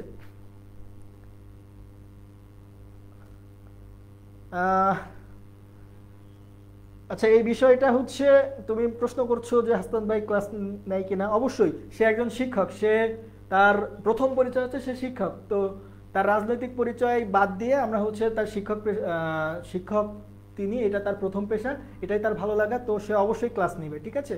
তো এবং সে এখনও ক্লাস নেবে, ঠিক আছে, এটা নিয়ে এখানে কথা বলার কিছু নাই, ঠিক আছে। ওকে, আমরা আমাদের পরের প্রশ্ন চলে যাই।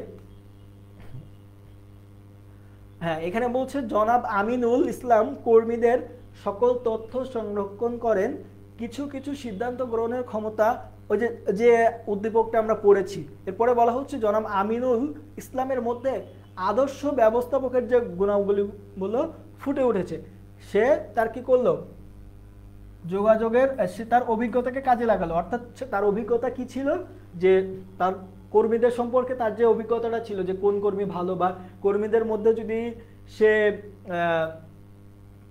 কি বলে, কর্মীদের মধ্যে সে যদি হচ্ছে সম্ভাবনা দেখে যে কর্মীরা চাইলে কি করতে পারে, সে সিদ্ধান্ত গ্রহণ করতে পারে, এই যে অভিজ্ঞতাটা সে অর্জন করেছে, ঝুঁকি গ্রহণ করছে, যে সে সিদ্ধান্ত গ্রহণের ক্ষমতা কিন্তু কি করতেছে, কর্মীদের উপরে দিয়ে দিচ্ছে। আবার যোগাযোগের দক্ষতাও তার আছে, যে কর্মীদের সাথে সে যোগাযোগ করতেছে, অর্থাৎ কর্মীদের সাথে তার কিন্তু একটা কি বলেছে, লিঙ্ক আপ আছে, যার কারণে তার কিন্তু একজন আদর্শ ব্যবস্থাপকের মধ্যে যে গুণাবলীগুলো থাকা দরকার, যোগাযোগের দক্ষতা, ঝুঁকি নিবে, অভিজ্ঞতা থাকবে, সবগুলোই কিন্তু তার মধ্যে আছে। তার কারণে আমরা এটা বলতে পারি যে তিনটাই অ্যান্সার।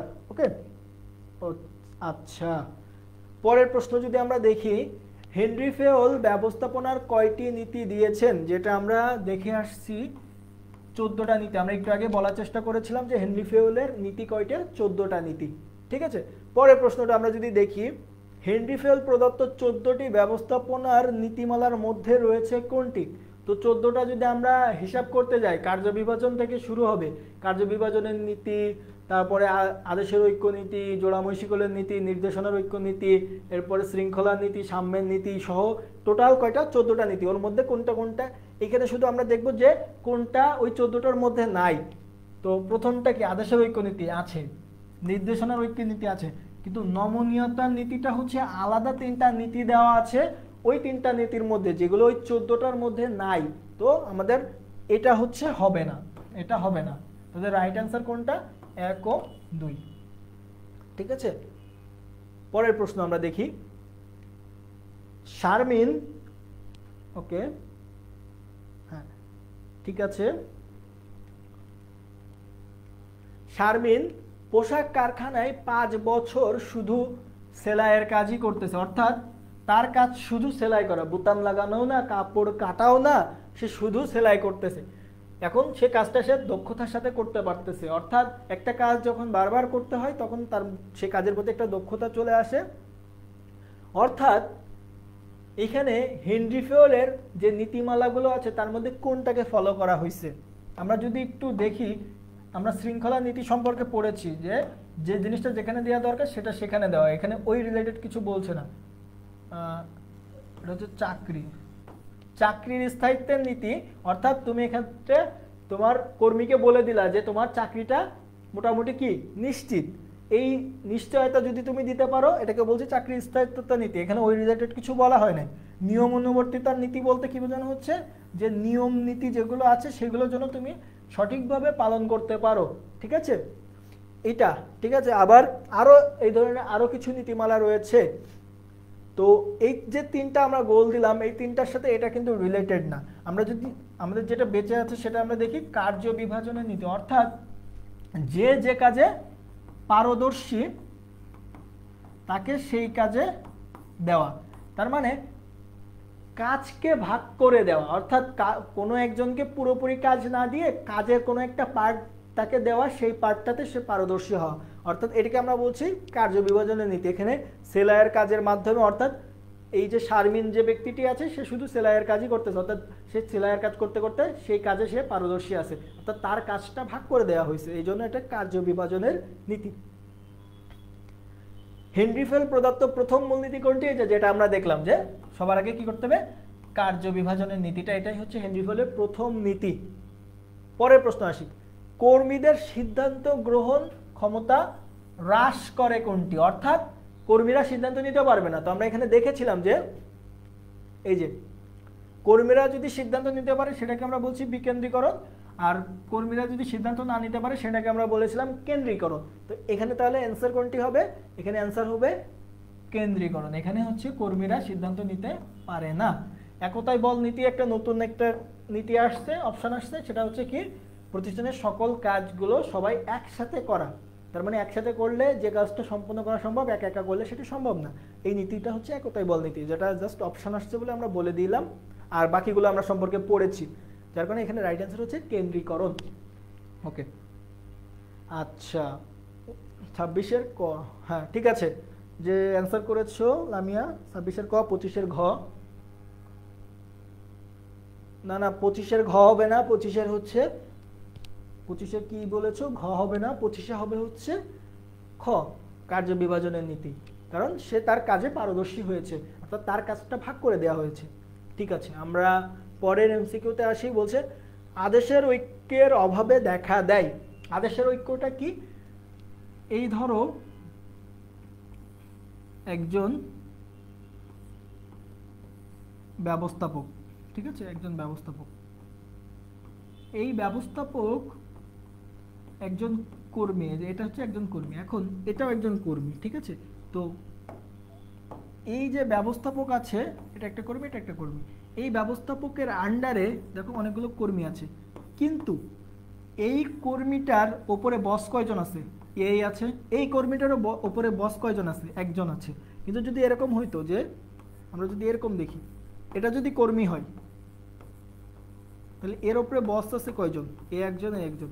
এখানে কিন্তু আদেশের ঐক্যনীতি ফলো করা সম্ভব না। তার মানে কি, এ একরকম আদেশ দিবে, এ আর একরকম আদেশ দিবে, তখন একটা কনফিউশন ক্রিয়েট হবে। কিন্তু এই ক্ষেত্রে দেখো, এই যে আদেশটা দিবে এটাই অবশ্যই ফলো করবে, কারণ এর উপরে এই একজনই আছে। একেও আদেশ দিলে এর উপরে এই একজনই আছে, অর্থাৎ আদেশের ঐক্যনীতি বলতে আমরা এটাকে বোঝাচ্ছি। তো আদেশের ঐক্যনীতি যদি না থাকে তাহলে আনুগত্য কি থাকবে? থাকবে না, কারণ আদেশের ঐক্যনীতি থাকলেই এ যে কাজটা দিবে সে এই কাজটা সুন্দরভাবে করবে, এবং তাকে কিন্তু জবাবদিহি করতে হবে যে তোমাকে যে কাজ দিলাম তুমি কাজটা কেন করতে পারলা না। কিন্তু যদি এই ক্ষেত্রে দুইজন হচ্ছে থাকে, দুইজন যদি আদেশদাতা থাকে, কর্মী কিন্তু ফাঁকি দেওয়ার সুযোগ পাবে, অর্থাৎ সে বলবে যে এর কাজ করতে গিয়ে আমি আপনার কাজটা করতে পারি নাই, অর্থাৎ কয়ের নির্দেশ পালন করতে গিয়ে ক্ষয়ের নির্দেশ পালন করতে পারি না, একটা ফাঁকি দেওয়ার সুযোগ থাকবে, যেটা এখানে থাকে না। যার কারণে এখানে আনুগত্যটা অ্যান্সার হচ্ছে না, এটা আনুগত্যটা অ্যান্সার হবে না। হ্যাঁ, অবশ্যই বিরূপ প্রতিক্রিয়া হবে, এই যে বললাম যে সে রাগ করবে যে আমি একসাথে কয়জনের আদেশ পালন করব, এবং তার মধ্যে একটা হতাশা সৃষ্টি হবে, অর্থাৎ রাইট অ্যান্সার হবে 2 ও 3।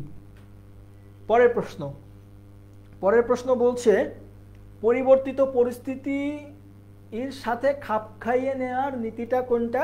সেটা হচ্ছে নমনীয়তার নীতি। সাধ্যের নীতি বলে তেমন নীতি নাই, সততার নীতি, হ্যাঁ, এবং দলতার নীতি, বা যে আমরা যেটা বলেছি একতাই বল নীতি, ঠিক আছে। আর এখানে কি বলা হচ্ছে? সততার নীতি, তুমি হচ্ছে তোমার কাজে সৎ থাকবা। তো ওইগুলো আসলে এটার সাথে যাচ্ছে না। নমনীয়তার নীতি মানে কি, কোনো একটা কারণে হয়তো আমার প্রতিষ্ঠানের কোনো একটা জিনিস পরিকল্পনা মাফিক হয় নাই, অর্থাৎ আমি যেভাবে চেয়েছিলাম সেভাবে হয় নাই, তো তখন আমরা কি করব, আমার ওই পরিবর্তিত পরিস্থিতি যেটা ক্রিয়েট হয়েছে ওই পরিবর্তিত পরিস্থিতি অনুযায়ী আমরা তখন একটা সিদ্ধান্ত নিলাম, যেটা পরিকল্পনা করেছিলাম সেটা বাদ রেখে, ওটাকে আমরা বলবো যে নমনীয়তা আমরা প্রয়োগ করলাম। সেটা কোন নীতির মাধ্যমে হয়? সেটা হচ্ছে নমনীয়তার নীতির মাধ্যমে হয়, অর্থাৎ পরিবর্তিত পরিস্থিতির সাথে খাপ খাইয়ে নেওয়ার চেষ্টা করা হয়, ঠিক আছে। পরের এমসিকিউটা যদি আমরা দেখি, পরের এমসিকিউতে বলছে কি, তোমরা একটু দেখো, বলছে একজন ব্যক্তির আদেশদাতা হবে একজন, এই উক্তি কোন নীতিকে সমর্থন করে? আমরা একটু আগে দেখেছি, তোমরা রাইট অ্যান্সার করার চেষ্টা করো তো।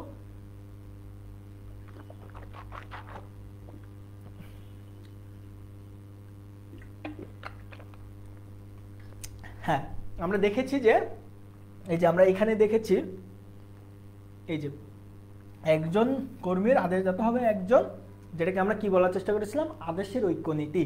তাহলে আমাদের এখানে কি অ্যান্সার দাঁড়াচ্ছে? একজন ব্যক্তির আদেশদাতা হবে একজন, এটাকে আমরা বলবো আদেশের ঐক্য নীতি, ঠিক আছে। পরের প্রশ্ন, সকল কর্মচারীদের নিরপেক্ষ দৃষ্টিতে মূল্যায়ন করা নীতিকে কোনটা বলে? আমরা যদি একটা একটা করে দেখি, শৃঙ্খলা নীতি কি ছিল? যে জিনিসটা যেখানে রাখা দরকার তাকে সেখানে, বা যে কর্মীকে যেখানে দেওয়া দরকার তাকে সেখানে দেওয়ার নীতি হচ্ছে শৃঙ্খলা নীতি। সাম্যতার নীতি পরে দেখছি। একতার নীতি আমরা বলেছিলাম যে সকলে একসাথে কাজ করবে। নিয়ম অনুবর্তিতা নীতি বলছি প্রতিষ্ঠানে যে নিয়ম নীতি আছে সেগুলো যেন সঠিকভাবে পালন করে। তো সাম্যতা নীতিটা কি? সাম্যতা নীতি হচ্ছে প্রতিষ্ঠানের যারা শ্রমিক কর্মচারী আছে এর মধ্যে কোনো ধরনের নেপোটিজম করা যাবে না। ঠিক আছে, নেপোটিজম অর্থাৎ তোমার একজন স্বজন ওই কোম্পানিতে কাজ করে বলে তুমি তাকে বেতন বাড়ায় দিবা এবং অন্য যারা আছে তাদেরকে কম বেতন দিবা, এটা হবে না। প্রতিষ্ঠানের ভিতরে পরিবারের লোকজন থাকা সত্ত্বেও সবাইকে সমান চোখে দেখতে হবে, এটাকে বলা হয় সাম্যতার নীতি, যেটা এখানে অ্যান্সার। ওকে, পরের প্রশ্নটা যদি আমরা দেখি হচ্ছে মিস্টার মামুন একটি প্রতিষ্ঠানের কর্মকর্তা, তিনি তার প্রতিষ্ঠানের কাজের চাপ কমানোর জন্য কিছু দায়িত্ব তার নিচের কর্মকর্তাদের ওপর কি করে ছেড়ে দেয়। তার মানে নিচের কর্মকর্তা, অর্থাৎ আমরা এটা কিন্তু কয়েকবার দেখতেছি। এখানে সে কোন নীতি ফলো করছে? সে বিকেন্দ্রীকরণের নীতি ফলো করছে। এই এমসিকিউটা আমরা অনেকবার দেখতেছি এবং পরীক্ষায় আসার জন্য এটা খুবই গুরুত্বপূর্ণ। এটা বিভিন্নভাবে বিভিন্ন নামে আসতেছে, কিন্তু কয়েকবার আসছে, এই জন্য আমরা এখানে দিয়েছি যাতে এটা আর ভুল না হয়। ওকে, পরের বলছে অধজনদের অধস্তনদের দিয়ে কাজ করিয়ে নেওয়ার ক্ষমতাকে কি বলে?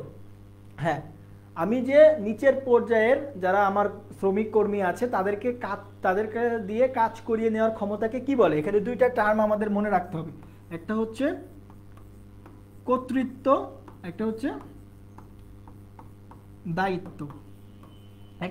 এখন এই দুইটা টার্ম নিয়ে যদি আমরা কথা বলি, কর্তৃত্ব ও দায়িত্বের ভিতরে সামঞ্জস্য রক্ষা করার একটা নীতি কিন্তু আমাদের রয়েছে।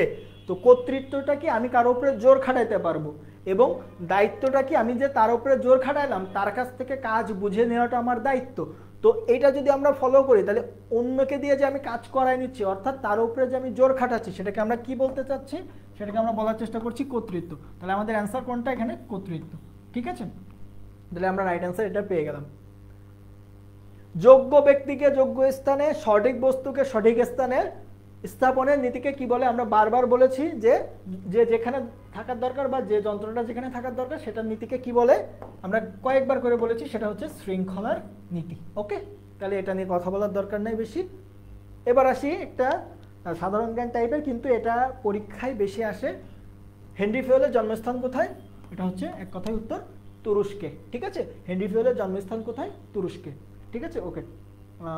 আচ্ছা, পরের প্রশ্ন আমরা যদি দেখি, বলছে বৈজ্ঞানিক ব্যবস্থাপনার জনককে। আমরা দেখেছি যে আধুনিক ব্যবস্থাপনার জনককে, আধুনিকের ক্ষেত্রে যদি বলি আমরা, আধুনিক হচ্ছে হেনরি ফিওল। ঠিক আছে, আধুনিক হচ্ছে কি? হেনরি ফিওল। তারপরে বৈজ্ঞানিককে, বৈজ্ঞানিক ব্যবস্থাপনার জনককে, বৈজ্ঞানিক ব্যবস্থাপনার জনক হচ্ছে এফ.ডব্লিউ. টেইলর। ঠিক আছে, এই যে এগুলো আমরা মনে রাখবো যে আধুনিক ব্যবস্থাপনার জনককে হেনরি ফিওল, বৈজ্ঞানিক ব্যবস্থাপনার জনককে এফ.ডব্লিউ. টেইলর। ঠিক আছে, ওকে, তাহলে আমাদের এটা রাইট অ্যান্সার হচ্ছে এফ.ডব্লিউ. টেইলর। এফ.ডব্লিউ. টেইলর গবেষণা কর্মে উল্লেখযোগ্য বিষয় হলো সে যে বৈজ্ঞানিক ব্যবস্থাপনা নিয়ে কাজ করছে। এখন এই বৈজ্ঞানিক ব্যবস্থাপনাকে সে তার রিয়েল লাইফ ব্যবস্থাপনার মধ্যে কিভাবে কাজে লাগাবে, এটা সে তার কিছু গবেষণার মাধ্যমে সে এটাকে প্রুফ করার চেষ্টা করছে। সেগুলো কি? সময় নিরীক্ষা, গতি নিরীক্ষা এবং শ্রান্তি নিরীক্ষা। এই তিন ধরনের টেস্টই সে তার ওই যে বৈজ্ঞানিক ব্যবস্থাপনার যে থিমটা আছে তার মধ্যে সে অ্যাপ্লাই করেছে। অর্থাৎ এখানে রাইট অ্যান্সার হচ্ছে তিনটা। আমরা তিনটা নিয়েই কাজ করব, গতি নিরীক্ষা, সময় নিরীক্ষা এবং শ্রান্তি নিরীক্ষা। তিনটাই তার হচ্ছে ওই গবেষণা কর্মের অন্তর্ভুক্ত। এবার যদি আমরা দেখি যে আধুনিক ব্যবস্থাপনা জনককে, যে আমরা এখানে লিখলাম হেনরি ফিওল, তাহলে এই যে হেনরি ফিওল। ঠিক আছে, ওকে।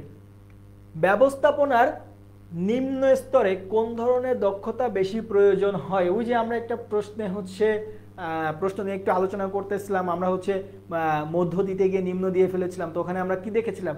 বিক্রয় ব্যবস্থাপক যে ছিল সে হচ্ছে শারীরিক এবং মানসিক দুই ধরনেরই কাজ করতেছিল, এবং তার নিম্ন স্তরে যে সুপারভাইজার ছিল তাকে সে নির্দেশনা দিচ্ছিল। কিন্তু এখানে কি বলা হচ্ছে? নিম্ন স্তর, অর্থাৎ এটা কিন্তু মধ্যস্তর না, নিম্ন স্তর। তাহলে নিম্ন স্তরে কোনটার কাজ বেশি হবে? ওপরের স্তরে মানসিক কাজ বেশি হবে, মধ্য স্তরে মানসিক এবং শারীরিক দুইটা কাজই হবে, এবং নিম্ন স্তরে কারিগরি কাজ অর্থাৎ শারীরিক কাজ, যেগুলো কারিগরি কাজ অর্থাৎ যন্ত্রপাতির সাহায্যে কাজ করা, অর্থাৎ মানে আমি হচ্ছে মানসিক কাজের চেয়ে কারিগরি কাজ, মানে যেগুলো হচ্ছে বাস্তবে করতে হয় এই ধরনের কাজ নিম্ন স্তরে বেশি করতে হবে। ওকে, পরের প্রশ্ন, ব্যবস্থাপনাকে একটি দেহের কোন অঙ্গের সাথে তুলনা করা হয়? আমরা একটা প্রতিষ্ঠানকে যদি একটা শরীরের সাথে একটা প্রতিষ্ঠানকে যদি আমরা নিজেদের বডির সাথে কল্পনা করি, তাহলে আমরা কি দেখতে পাই যে আমাদের পুরো শরীরটা হচ্ছে একটা প্রতিষ্ঠান যদি আমরা চিন্তা করি, এবং এই ভিত্তিতে যদি আমরা হচ্ছে বলার চেষ্টা করি, তাহলে তাহলে আমরা যদি দেখি, বলার চেষ্টা করি যে ব্যবস্থাপনা, এই ব্যবস্থাপনাটা হচ্ছে যাবতীয় ব্যবস্থাপনা, এটা হচ্ছে আমাকে দেখতে সাহায্য করে যে আমি প্রতিষ্ঠানটা কিভাবে চালাচ্ছি। ঠিক আছে, আমার যে সংগঠন আছে, আমি যদি বলি আমার যে সংগঠন আছে, এটাকে আমরা কিসের সাথে তুলনা করি? আমার বাহুর সাথে তুলনা করি। ঠিক আছে, এই দুইটা জিনিসকে আমাদের মনে রাখতে হবে। এবং মস্তিষ্ককে কিসের সাথে তুলনা করি? পরিকল্পনার সাথে তুলনা করি। ঠিক আছে, তো এই দুটো হচ্ছে মেইন। ব্যবস্থাপনাকে আমরা কিসের সাথে তুলনা করব? চোখের সাথে, যেটার সাহায্যে আমরা দেখব বা প্রতিষ্ঠানকে আলটিমেটলি এগিয়ে নিয়ে যাব। সংগঠনের মাধ্যমে আমরা কি করব? আমার প্রতিষ্ঠানকে আমি হচ্ছে বিভিন্ন, আমার যে বাহু আছে, বাহুর মাধ্যমে আমরা কি করলাম? প্রতিষ্ঠানকে সুন্দর মতো ধরে রাখলাম। এই তুলনাগুলো আমাদেরকে মনে রাখতে হবে যে সংগঠনকে কিসের সাথে তুলনা করা হয়েছে, ব্যবস্থাপনাকে কিসের সাথে তুলনা করা হয়েছে। রাইট অ্যান্সার হচ্ছে চোখ। ওকে, পরের প্রশ্ন, কোনটি প্রশাসনের অন্তর্ভুক্ত? প্রশাসন মানে কি? উচ্চ পর্যায়ের ব্যবস্থাপক। তো উৎপাদন ব্যবস্থাপক হচ্ছে মধ্য, বিক্রয় ব্যবস্থাপক হচ্ছে মধ্য, ফোরম্যান আমরা বলি নিম্ন। তাহলে বাকি থাকে কোনটা? প্রধান নির্বাহী, ওই যে চিফ এক্সিকিউটিভ অফিসার, যেটাকে আমরা বলি চিফ এক্সিকিউটিভ অফিসার, তিনি হচ্ছে প্রশাসন, অর্থাৎ উপরের পর্যায়ের ব্যবস্থাপকের অন্তর্ভুক্ত। এই যে আমাদের সেকেন্ড চ্যাপ্টার শেষ হয়ে গেল। সেকেন্ড চ্যাপ্টারের পরে আমরা হচ্ছে কিছু জ্ঞানমূলক দেখি যে নীতি কি, ব্যবস্থাপনার নীতি কি, আদর্শের ঐক্য নীতি কি, কেন্দ্রীকরণ কি, বৈজ্ঞানিক ব্যবস্থাপনা কি, অনুধাবনমূলক কি, কার্য বিভাজন নীতি বলতে কি বুঝো, ব্যবস্থাপনাকে কেন সার্বজনীন বলা হয়েছে, জোড়াময় শিকলের নীতি সম্পর্কে বলতে কি বোঝায়। এগুলো আমরা যখন এমসিকিউ সলভ করেছি প্রত্যেকটা সম্পর্কে আমরা কিন্তু ডিটেলসে বলার চেষ্টা করেছি। তো তোমরা জাস্ট তোমাদের বই খুললেই যে জোড়াময় শিকলের নীতি কি, ব্যবস্থাপনাকে কেন সার্বজনীন বলা হয়, এগুলো বই খুললেই পেয়ে যাবে। এবং এছাড়াও আমরা কিন্তু এখানে ডিটেলসে বলার চেষ্টা করেছি। তো এক্ষেত্রে একটা সেকেন্ড চ্যাপ্টারের উপরে একটা সিকিউ দেওয়া আছে। সেকেন্ড চ্যাপ্টারের উপরে সিকিউতে কি বলা হচ্ছে? ব্যবস্থাপনা চক্র কি, কর্তৃত্ব দায়িত্বের মধ্যে ভারসাম্য বিধান বলতে কি বোঝানো হয়? ওই যে আমাদের দ্বিতীয় নীতি, যেটা ব্যবস্থাপনার কোন নীতি না থাকার কারণে বিবৃত অবস্থায় পড়েছে এবং মৌলিক নীতিমালা যদি যথাযথভাবে অনুসরণ করেছে কিনা, এটা তুমি যুক্তি দিয়ে বোঝানোর চেষ্টা করো। ওকে, এবার আসি আমরা আমাদের থার্ড চ্যাপ্টার নিয়ে। থার্ড চ্যাপ্টারের প্রথম প্রশ্ন হচ্ছে পরিকল্পনা হলো একটা, অবশ্যই পরিকল্পনা কি? মাথা দিয়ে করতে হবে, এজন্য মানসিক কাজ, বুদ্ধিদীপ্তিক কাজ, শারীরিক কাজ না। তাহলে রাইট অ্যান্সার হচ্ছে 1 ও 2। এটা তো আমরা জানি। ভবিষ্যৎমুখিতা কিসের বৈশিষ্ট্য? ভবিষ্যৎমুখিতা বলতে কি? আমি ভবিষ্যতে কি করব এটা আগাম সেট করে নেওয়া, এটাকে আমরা কি বলি? পরিকল্পনা। আমি ভবিষ্যতে কি করব এটাকে আগাম সেট করে নেওয়া। সংগঠন কি? আমার প্রতিষ্ঠানের কর্মীদেরকে তাদের কাজ ভাগ করে দেওয়া। তারপরে হচ্ছে কে কোন জায়গায় যাবে এটা। কর্মী সংস্থান হচ্ছে কর্মী নিয়োগ থেকে শুরু করে তাদের প্রেষণা এবং উন্নয়ন থেকে শুরু করে তাদের ধরে রাখা। সমন্বয় কি? প্রতিটা ডিপার্টমেন্টের কাজ। উৎপাদনের সাথে যেন বিক্রয়ের সমন্বয় থাকে, যে যত পরিমাণ উৎপাদন করলাম, 10 ইউনিট উৎপাদন করলাম, বিক্রয় করতে পারলো 5 ইউনিট থেকে গেল, এটা না, যে যতটুকু বিক্রি করতে পারবো ততটুকু উৎপাদন করবো, একটা সমন্বয় থাকবে। তাহলে আর সংগঠন তো বললাম। তাহলে আমাদের রাইট অ্যান্সার কোনটি? সেটি হচ্ছে পরিকল্পনা, অর্থাৎ ভবিষ্যতে কি করব এটা আগে সেট করা, অর্থাৎ ভবিষ্যৎমুখিতা আছে কোনটির? সেটি হচ্ছে পরিকল্পনার ভবিষ্যৎমুখিতা আছে। ওকে, আচ্ছা, পরের প্রশ্ন, পরিকল্পনার অভিপ্রেত ফলকে কি বলে? পরিকল্পনার অভিপ্রেত ফলকে লক্ষ্য বলে। তার মানে আমার লক্ষ্যটা কি, আর বাজেটটা কি? এই লক্ষ্যের হচ্ছে সংখ্যাত্মক প্রকাশ। প্রকল্প বা কর্মসূচি হচ্ছে, এটা আমরা পরবর্তীতে দেখব, এটা এক ধরনের পরিকল্পনা, কিন্তু পরিকল্পনার প্রকারভেদের মধ্যে এগুলো আছে, কিন্তু এখানে কিন্তু ওই প্রকারভেদের কথা বলা হয় না, এখানে রাদার বলা হচ্ছে পরিকল্পনার অভিপ্রেত ফল। তার মানে পরিকল্পনাটা আমরা কি জন্য করলাম? একটা লক্ষ্য অর্জনের জন্য, সেটাকে আমরা বলছি অভিপ্রেত ফল। মানে পরিকল্পনার অভিপ্রেত ফল হলো লক্ষ্য। পরিকল্পনার সংখ্যায়ক প্রকাশকে কি বলা হয়? এই যে বললাম বাজেট। এই যে প্রতি বছর আমাদের বাজেট হয় জুন জুলাই মাসে, জুনের শেষে এবং জুলাইয়ের শুরুতে আমাদের যে বাজেট হয়, বাংলাদেশের বাজেট হয়, সেইটাকে আমরা কি বলি, পরিকল্পনা সংখ্যাত্মক প্রকাশ। এই বাজেটটা কি মূলত 2025-26 মানে আমরা এখন 2025-এ আছি, 2025-এর জুলাই আছি, তো জুলাইয়ের শুরুর দিকে যে জুনের শেষ এবং জুলাইয়ের শুরুর দিকে যে বাজেটটা প্রকাশ করা হয়েছে, এই বাজেটে মূলত 25-এর July, August, September, October, November, December থেকে শুরু করে 26-এর জুন পর্যন্ত, অর্থাৎ 25 এবং 26 এই যে সেশনটা আছে, এই সেশনের সরকার কোথায় কোন খাতে কতটুকু ব্যয় করবে, অর্থাৎ আগাম তার একটা সংখ্যাত্মক প্রকাশ, অর্থাৎ টাকার অঙ্কে একটা প্রকাশ করে বাজেটটা প্রকাশ করেছে, যেটাকে আমরা বলছি পরিকল্পনা সংখ্যাত্মক প্রকাশ। ঠিক আছে, তো এটাকে আমরা বলছি বাজেট। ওকে, পরের প্রশ্ন বলছে পরিকল্পনা প্রণয়নের প্রথম ধাপ কোনটি? এখানে আমরা যে অপশনগুলো দেখতে পাচ্ছি বলছে ভবিষ্যৎ মূল্যায়ন, বিকল্প মূল্যায়ন, লক্ষ্য নির্ধারণ এবং হচ্ছে সহায়ক পরিকল্পনা প্রণয়ন। তো এই ক্ষেত্রে আমাদেরকে এটা মনে রাখতে হবে যে পরিকল্পনা প্রণয়ন কিন্তু একবারে হয় না, কিছু কিছু ধাপ অতিক্রম করে তারপরে আমাদেরকে পরিকল্পনা করতে হয়। ঠিক আছে, তো আমরা এক্ষেত্রে কি করব, এক্ষেত্রে হচ্ছে আমরা যদি একটু দেখি, আমরা প্রথমে কি করব, আমরা ধাপটা যদি দেখি যে প্রথমে আমরা কি করব, আমার যে ভবিষ্যৎ আছে এই ভবিষ্যৎকে আমি মূল্যায়ন করব, ভবিষ্যৎ মূল্যায়ন করব, আমার ভবিষ্যতে কি হইতে পারে। তারপরে আমরা কি করব, আমার লক্ষ্য নির্ধারণ করব, আমি কি লক্ষ্য, মানে আমার হচ্ছে সেল, ধরো আমি হচ্ছে ভবিষ্যতে আমার ধরো কাপড়ের ব্যবসাটা ভালো হতে পারে, এটা আমরা ভবিষ্যৎ কি করলাম, মূল্যায়ন করলাম। এরপরে আমরা কি করলাম, লক্ষ্য নির্ধারণ করলাম, তাহলে আমরা কাপড়ের ব্যবসায় নামবো এবং কাপড়ের ব্যবসায় বেশি ইনভেস্ট করব। এরপরে আমরা কি করব, বিকল্প চিহ্নিতকরণ করব, চিহ্নিতকরণ, তার মানে কাপড়ের ব্যবসার মধ্যে দেখা গেল অনেক ধরনের কাপড় আছে, প্যান্ট শার্ট, অনেকগুলো বিকল্প আছে, এই বিকল্পগুলো পরবর্তীতে আমি কি করব, বিকল্পগুলো মূল্যায়ন করব।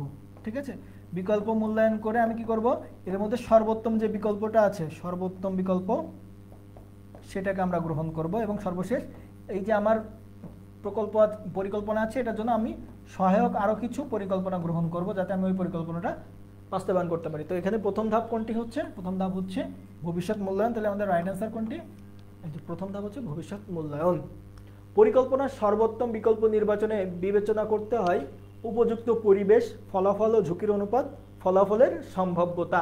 তার মানে আমাদেরকে এখানে সবগুলো জিনিসই বিবেচনা করতে হবে যে আমি উত্তম বিকল্প যেটা নিব সেটাকে অবশ্যই উপযুক্ত পরিবেশ হিসেব করে তারপরে নিতে হবে, ফলাফল এবং ঝুঁকি, আমি যতটুকু ঝুঁকি নিচ্ছি সেই অনুযায়ী আমি বেশি ফলাফল পাবো কিনা এবং ফলাফলকে আদৌ পাবো কিনা, এই সবগুলো বিবেচনা করেই আমাকে উত্তম বিকল্পটাকে নির্ধারণ করতে হবে। তার মানে আমাদের রাইট অ্যান্সার হচ্ছে 3 এটা। পরের প্রশ্ন বলছে কোন পরিকল্পনার মাধ্যমে প্রতিযোগী প্রতিষ্ঠানকে মোকাবেলা করা যায়।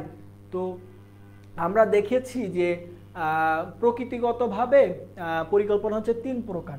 আমরা পরিকল্পনা যদি প্রকারভেদ দেখি, প্রকারভেদ কয়েকটা ভাবে ভাগ করা হয়েছে। তো যদি প্রকৃতিগত দিকটা দেখি তাহলে এখানে বলা হচ্ছে লক্ষ্য, তারপরে হচ্ছে একার্থক, এরপরে হচ্ছে স্থায়ী। এই 3 ধরনের পরিকল্পনা। এই 3 ধরনের মধ্যে আবার একার্থকের মধ্যে আছে প্রকল্প, একার্থকের মধ্যে আছে প্রকল্প এবং কর্মসূচি। ঠিক আছে, আবার আমরা যদি স্থায়ী দেখি, স্থায়ীর মধ্যে আবার অনেকগুলো আছে, তার মধ্যে হচ্ছে নীতি আছে, কৌশল আছে। ঠিক আছে, নীতি আছে, কৌশল আছে, প্রক্রিয়া আছে, এইগুলো হচ্ছে স্থায়ী পরিকল্পনা। ঠিক আছে, তো এইগুলো আছে আমাদের। তো এর মধ্যে থেকে মূলত কোনটি প্রতিযোগী প্রতিষ্ঠানকে মোকাবেলার জন্য করা হয়? প্রতিযোগী প্রতিষ্ঠানকে মূলত মোকাবেলার জন্য আমাদের এই কৌশলটাকে হাতে নেওয়া হয়, যেটাকে আমরা বলি যে প্রতিযোগিতামূলক পরিকল্পনা। কর্মসূচিটা হচ্ছে কোনো একটা পরিকল্পনা আমি একটা মাত্র উদ্দেশ্য অর্জনের জন্য করতেছি, যেমন পদ্মা সেতু। পদ্মা সেতু করার যে পরিকল্পনা, এটা কি আমি বারবার করব? না, ওই একবার পরিকল্পনা করছি, একবারই পদ্মা সেতু করা হয়েছে। কিন্তু কোনো একটা প্রতিষ্ঠানের কর্মী নিয়োগ করার যে প্রসেসটা, যে রিটেন টেস্ট এবং ভাইভা টেস্ট দুইটাই হবে, এবং এই প্রসেসটা কিন্তু প্রতিবার চলতেছে, প্রতি বছর চলতেছে। ওটাকে আমরা বলি স্থায়ী পরিকল্পনা। এবং স্থায়ী পরিকল্পনার ভিতরে যদি আরও স্পেসিফিক করি সেটা হচ্ছে কোনটি, সেটা হচ্ছে নীতি। ঠিক আছে, তো ওইদিকে আমরা না যাই, তাহলে নীতিটা আমরা দেখে ফেললাম যে আগে থেকেই একটা দিক নির্দেশনা। আর প্রক্রিয়াটা কি, পরস্পর নির্ভরশীল একটা কাজের সমষ্টি। আর কর্মসূচিটা কি, একটা একটা উদ্দেশ্য অর্জনের জন্য একটা পরিকল্পনা। তাহলে মেইনলি হচ্ছে এই তিনটা বাদ অ্যান্সার কোনটা হচ্ছে, সেটা হচ্ছে কৌশল। কেন? কৌশল মূলত আমার যারা প্রতিযোগী আছে তাদেরকে ট্যাকেল করার জন্য, যে আমার প্রতিযোগী বাজারে, আমার প্রতিযোগী এবছর হচ্ছে নতুন একটা মেশিন নিয়ে আসতেছে যেটা দ্বিগুণ উৎপাদন করতে পারে। তাহলে আমি এক্ষেত্রে একটা পরিকল্পনা করলাম কি, আমি একটা মেশিন নিয়ে আসবো যেটা 3 গুণ বেশি উৎপাদন করবে। এটা হচ্ছে প্রতিযোগিতামূলক পরিকল্পনা, যেটাকে আমরা বলবো কৌশল। ওকে, পরের প্রশ্ন দেখি। প্রকল্প কোন ধরনের পরিকল্পনা? আমরা এই যে এখান থেকেই দেখলাম যে প্রকল্প হচ্ছে একার্থক পরিকল্পনা। ওকে, জনাব কামাল তার প্রতিষ্ঠানের একজন নির্বাহী পরিচালক গত 5 বছর ধরে কারখানায় একই পদ্ধতিতে, এই যে আমরা এখানে দেখেছি যে একই পদ্ধতিতে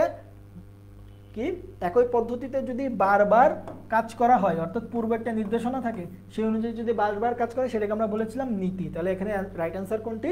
নীতি। কিন্তু নীতির কথা এখানে উল্লেখ নাই। এখানে দেখো একার্থক স্বল্পমেয়াদী লক্ষ্য বলা আছে। তাহলে নীতি কিসের মধ্যে ছিল? নীতি ছিল স্থায়ী পরিকল্পনার একটা প্রকারভেদ, যার কারণে এখানে অ্যান্সার হচ্ছে স্থায়ী পরিকল্পনা। এরূপ পরিকল্পনার ফলে প্রতিষ্ঠানের ব্যয় বৃদ্ধি পাবে, গতিশীলতা বৃদ্ধি পাবে, সময়ের সদ্ব্যবহার হবে। অবশ্যই ব্যয় বৃদ্ধি পাবে না, কারণ কি নতুন করে পরিকল্পনা করতে হচ্ছে না, পরিকল্পনার যে খরচটা সেই খরচটা হচ্ছে না।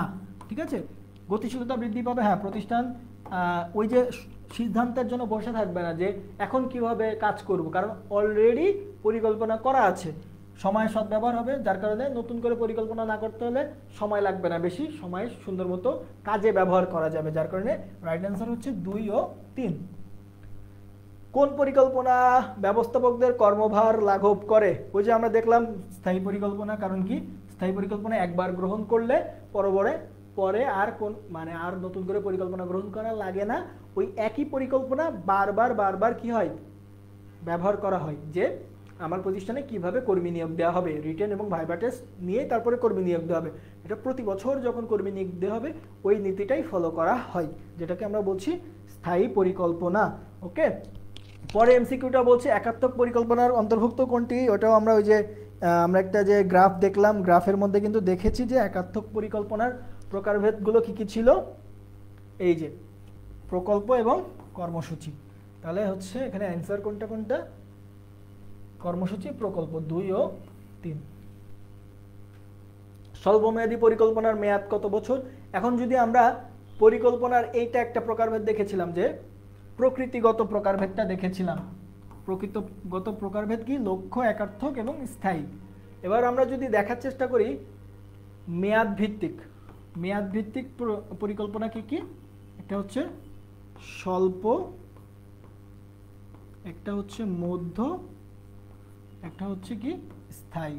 ওকে, স্বল্প, মধ্য এবং স্থায়ী পরিকল্পনা। ঠিক আছে, তাহলে স্বল্পমেয়াদী পরিকল্পনা যেটা হচ্ছে সেটা হচ্ছে 1 বছর, মধ্য হচ্ছে 1 থেকে 5 এবং স্থায়ী হচ্ছে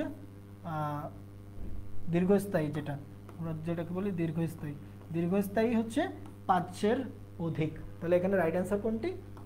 1। ঠিক আছে, নিচের কোনটি স্থায়ী পরিকল্পনা? আমরা এই যে এখানে দেখেছি স্থায়ী পরিকল্পনার মধ্যে কি কি ছিল? নীতি, কৌশল, প্রক্রিয়া। নিচের কোনটি স্থায়ী পরিকল্পনা? তাহলে এই যে নীতি। তাহলে আমাদের রাইট অ্যান্সার হচ্ছে নীতি। বাকিগুলো ছিল যে লক্ষ্য, প্রকৃতিগত মেইন যে হেডিং ছিল ওইটা, প্রকল্প এবং কর্মসূচি, এই দুটা কি ছিল? এই দুটা ছিল হচ্ছে একাত্মক পরিকল্পনার প্রকারভেদের অন্তর্ভুক্ত। পদ্মা সেতু কোন ধরনের পরিকল্পনার মধ্যে পড়ে? যে আমি একটু আগে উদাহরণ দিয়ে বোঝাচ্ছিলাম যে পদ্মা সেতুর জন্য যে পরিকল্পনাটা করা হয়েছে এটা একবারই করা হয়েছে।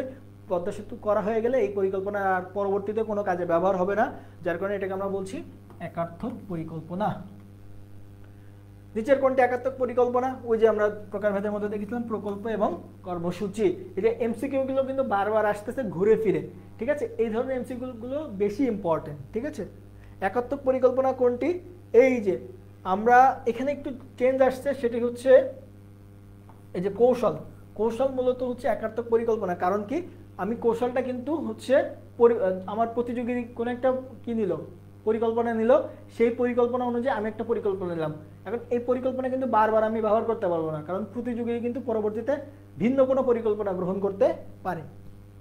মেয়াদ ভিত্তিক পরিকল্পনা কত প্রকার? এই যে আমরা এখানে দেখলাম 3 প্রকার, স্বল্প, মধ্য এবং দীর্ঘ। তাহলে হচ্ছে এখানে হচ্ছে 3টা অ্যান্সার। এবার এখানে হচ্ছে একটা এমসিকিউ একটা উদ্দীপক দেওয়া আছে। উদ্দীপকটা যদি আমরা দেখি, মিস্টার রাকিব একটি অটোরিকশা উৎপাদনকারী প্রতিষ্ঠানের ব্যবস্থাপক। প্রতিষ্ঠানের সকল কার্য সুষ্ঠুভাবে সম্পাদন করার জন্য প্রতিটি কার্যকে বিশেষায়নের মাধ্যমে বিভক্ত করেছেন। বিভাগীয় কার্য সঠিকভাবে সম্পন্ন করার জন্য আলাদা আলাদা পরিকল্পনা প্রণয়ন করেছে। ঠিক আছে, এখন মিস্টার রাকিবের প্রাতিষ্ঠানিক পরিকল্পনার প্রকৃতি কি? সে হচ্ছে মূলত কাজ অনুযায়ী তার পরিকল্পনা ভাগ করেছে। আমরা পরিকল্পনা দেখেছিলাম, প্রথমে দেখেছিলাম প্রকৃতিগতভাবে, এই যে প্রকৃতভাবে লক্ষ্য, একার্থক, স্থায়ী। এরপরে হচ্ছে মেয়াদ ভিত্তিকে দেখেছিলাম, স্বল্প, মধ্য এবং দীর্ঘমেয়াদী। এরপরে আরেকটা হচ্ছে তোমার আরেক ধরনের ভাবে ভাগ করা যায়, সেটি হচ্ছে স্ট্র্যাটেজিক। একটা হচ্ছে স্ট্র্যাটেজিক, আরেকটা হচ্ছে কার্যভিত্তিক। ঠিক আছে, কার্যভিত্তিক। ঠিক আছে, স্ট্র্যাটেজিক এবং কার্যভিত্তিক এই দুই ভাগে ভাগ করা হয়। স্ট্র্যাটেজিক মূলত হচ্ছে প্রতিষ্ঠানের মূল লক্ষ্য বা প্রতিষ্ঠানের সামগ্রিক লক্ষ্যটাকে আমরা বলি স্ট্র্যাটেজিক, এবং কার্যভিত্তিক অর্থাৎ কাজ অনুযায়ী লক্ষ্য নির্ধারণ করা, এটাকে আমরা বা পরিকল্পনা নির্ধারণ করা, এটাকে আমরা বলবো কার্যভিত্তিক। যার রাইট অ্যান্সার হচ্ছে কার্যভিত্তিক। এই ধরনের পরিকল্পনা গ্রহণের ফলে তার প্রতিষ্ঠানে যে প্রভাব পড়বে, উৎপাদনশীলতা বৃদ্ধি পাবে, বিশেষায়নের সুযোগ লাভ হবে, শ্রম ঘূর্ণায়মানতা। অর্থাৎ এখানে হচ্ছে প্রথম দুটো অ্যান্সার হবে, শ্রম বেশি ঘুরবে না, কারণ শ্রমিক তার ভিতরেই থাকবে, অর্থাৎ সে যে কাজে হচ্ছে পারদর্শী হচ্ছে সেই কাজে সে বারবার করতেছে, অর্থাৎ তার ভিতরে একটা দক্ষতা তৈরি হচ্ছে, যার কারণে সে অন্য প্রতিষ্ঠানে কিন্তু আর সুইচ করবে না, যার কারণে তার উৎপাদনশীলতা এবং বিশেষায়নের সুযোগ থাকবে। পরের কোয়েশ্চেন বলা হচ্ছে, ব্যবস্থাপনার কোন কাজটি অন্যান্য কাজের ভিত্তি? এই যে আমরা পড়েছিলাম পরিকল্পনা যেমন করব সেই অনুযায়ী সংগঠন, নির্দেশনা, নিয়ন্ত্রণ ওই পরিকল্পনাকে কেন্দ্র করেই হবে। এরপরে বলছে পরিকল্পনার সীমাবদ্ধতা কোনটি? অবশ্যই পরিকল্পনাকে গ্রহণ করা হবে, বাস্তবমুখী হবে, দুস্পষ্টতা, মাঝে মাঝে পরিকল্পনা অস্পষ্ট থাকে, কিন্তু এই যে অনমনীয়তা, তার মানে ভবিষ্যতে কি হবে এটা কিন্তু তুমি আগেই জানো না। এখন তুমি যদি কোনো একটা পরিকল্পনা করছো যে 10% মুনাফা বৃদ্ধি করবা, কিন্তু দেখা গেল যে ইকোনমিক ডাউনটার্ন, অর্থাৎ হঠাৎ করে কোনো একটা প্যান্ডেমিক চলে আসছে, যার কারণে ইকোনমিতে একটা ডাউনফল চলে আসছে, যার কারণে কোনোভাবেই 10% মুনাফা করা সম্ভব না। তখন তোমার পরিকল্পনাকে কি করতে হবে? চেঞ্জ করে দেখা গেল 6% মুনাফাতে নিয়ে আসতে হবে। এই যে তুমি চেঞ্জটা করবা, এটা কিন্তু তোমার পরিকল্পনাতে লেখা ছিল না, পরিকল্পনাতে লেখা ছিল 10%-এর কথা। এখন তুমি যে চেঞ্জ করতে পারতেছো না তোমার পরিকল্পনা থেকে, অর্থাৎ নমনীয় হতে পারছো না, যার কারণে অনমনীয়তাটা হচ্ছে পরিকল্পনার একটা সীমাবদ্ধতা। এরপরে বলছে বিকল্প কর্মপন্থা সমূহের মধ্যে সর্বোত্তম কর্মপন্থা নির্ধারণ করাকে কি বলা হয়? সেটা হচ্ছে সিদ্ধান্ত গ্রহণ। অর্থাৎ আমি যখন পরিকল্পনা গ্রহণ করব, এখন পরিকল্পনা আমি কিভাবে নিব? আমার সামনে তো অনেকগুলো পরিকল্পনা থাকবে, তার মধ্যে থেকে বেস্ট যেটা সেটাকে চুজ করাটাই হচ্ছে সিদ্ধান্ত গ্রহণ। ওকে, নন্দন ফুড নির্ধারিত রং ও মডেল অনুযায়ী খাদ্যদ্রব্য উৎপাদন করে বিগত বছরগুলো বিবেচনায় 2022 সালে মুনাফা বৃদ্ধির লক্ষ্যমাত্রা 12% ঠিক করা হয়েছিল, তবে বিশ্ব অর্থনীতির বিবেচনায় তাতে পরিবর্তন আনা হয়েছে। কোন প্রকৃতির পরিকল্পনা সে নিয়েছে? একার্থক মানে কি? একটা পরিকল্পনা, সামগ্রিক প্রতিষ্ঠানের সকল পর্যায়কে হচ্ছে অন্তর্ভুক্ত করে। স্থায়ী মানে যে পরিকল্পনাটা বারবার ব্যবহার করা হয়। লক্ষ্য, এই যে আমরা বলেছিলাম যে পরিকল্পনার অভিপ্রেত ফল, এই যে অভিপ্রেত ফলটা এখানে বলা আছে যে 12% মুনাফা বৃদ্ধি করবে, এই জন্য এটাকে আমরা বলবো লক্ষ্য। 2022 সালে পরিকল্পনার বৈশিষ্ট্য কি? এই যে বলছে বিবেচনায় তাতে পরিবর্তন আনা সম্ভব, তার মানে এখানে নমনীয়তার বৈশিষ্ট্য আছে। এটা যৌক্তিক একটা পরিকল্পনা, যে যেহেতু পরিবর্তিত পরিস্থিতিকে বিবেচনায় নেওয়া হচ্ছে এবং একটা নির্দিষ্ট কিন্তু একটা পার্সেন্টেজও বলা ছিল, অর্থাৎ এখানে 3টা বৈশিষ্ট্যের কথাই বলা হচ্ছে। সিদ্ধান্ত গ্রহণ প্রক্রিয়ার প্রথম ধাপ কোনটি? এখন আমি একটা যখন সিদ্ধান্ত নিব, সিদ্ধান্ত নেওয়ার ক্ষেত্রে আমাকে সবার আগে কি করতে হবে? সমস্যা চিহ্নিতকরণ করতে হবে। তারপরেই না আমরা কি করব? তথ্য সংগ্রহ করব, বিশ্লেষণ করব, তারপরে না মূল্যায়ন করব। প্রথমে সমস্যা চিহ্নিতকরণ করব, এরপরে আদর্শ মান নির্ধারণ করব, তারপরে তথ্য সংগ্রহ করব এবং তথ্য সংগ্রহ করে আদর্শ মানের সাথে সেটা তুলনা করব, করে তারপরে বিকল্প নির্ধারণ করব, বিকল্পগুলো মূল্যায়ন করব, এরপরে না আমার আলটিমেট যে সিদ্ধান্ত সেটাতে যাব। তো সবার আগে আমাদেরকে কি করতে হবে? সবার আগে কাজ করতে হবে হচ্ছে প্রথম ধাপ হচ্ছে কি সমস্যাটাকে আগে চিহ্নিতকরণ করতে হবে। ঠিক আছে, পরের প্রশ্ন, কোন উপাদানটি সিদ্ধান্ত গ্রহণের মূল ভিত্তি হিসেবে বিবেচিত হয়? সিদ্ধান্ত গ্রহণের ক্ষেত্রে মূল, এখন আমি সিদ্ধান্তটা কোন বেসিসে নিব?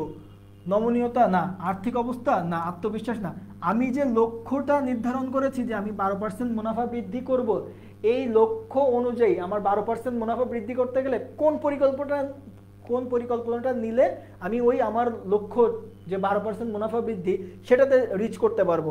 এই জন্য এই লক্ষ্যের প্রকৃতিটাই হচ্ছে মেইনলি সিদ্ধান্ত গ্রহণের ক্ষেত্রে মানে মূল ভূমিকা পালন করবে।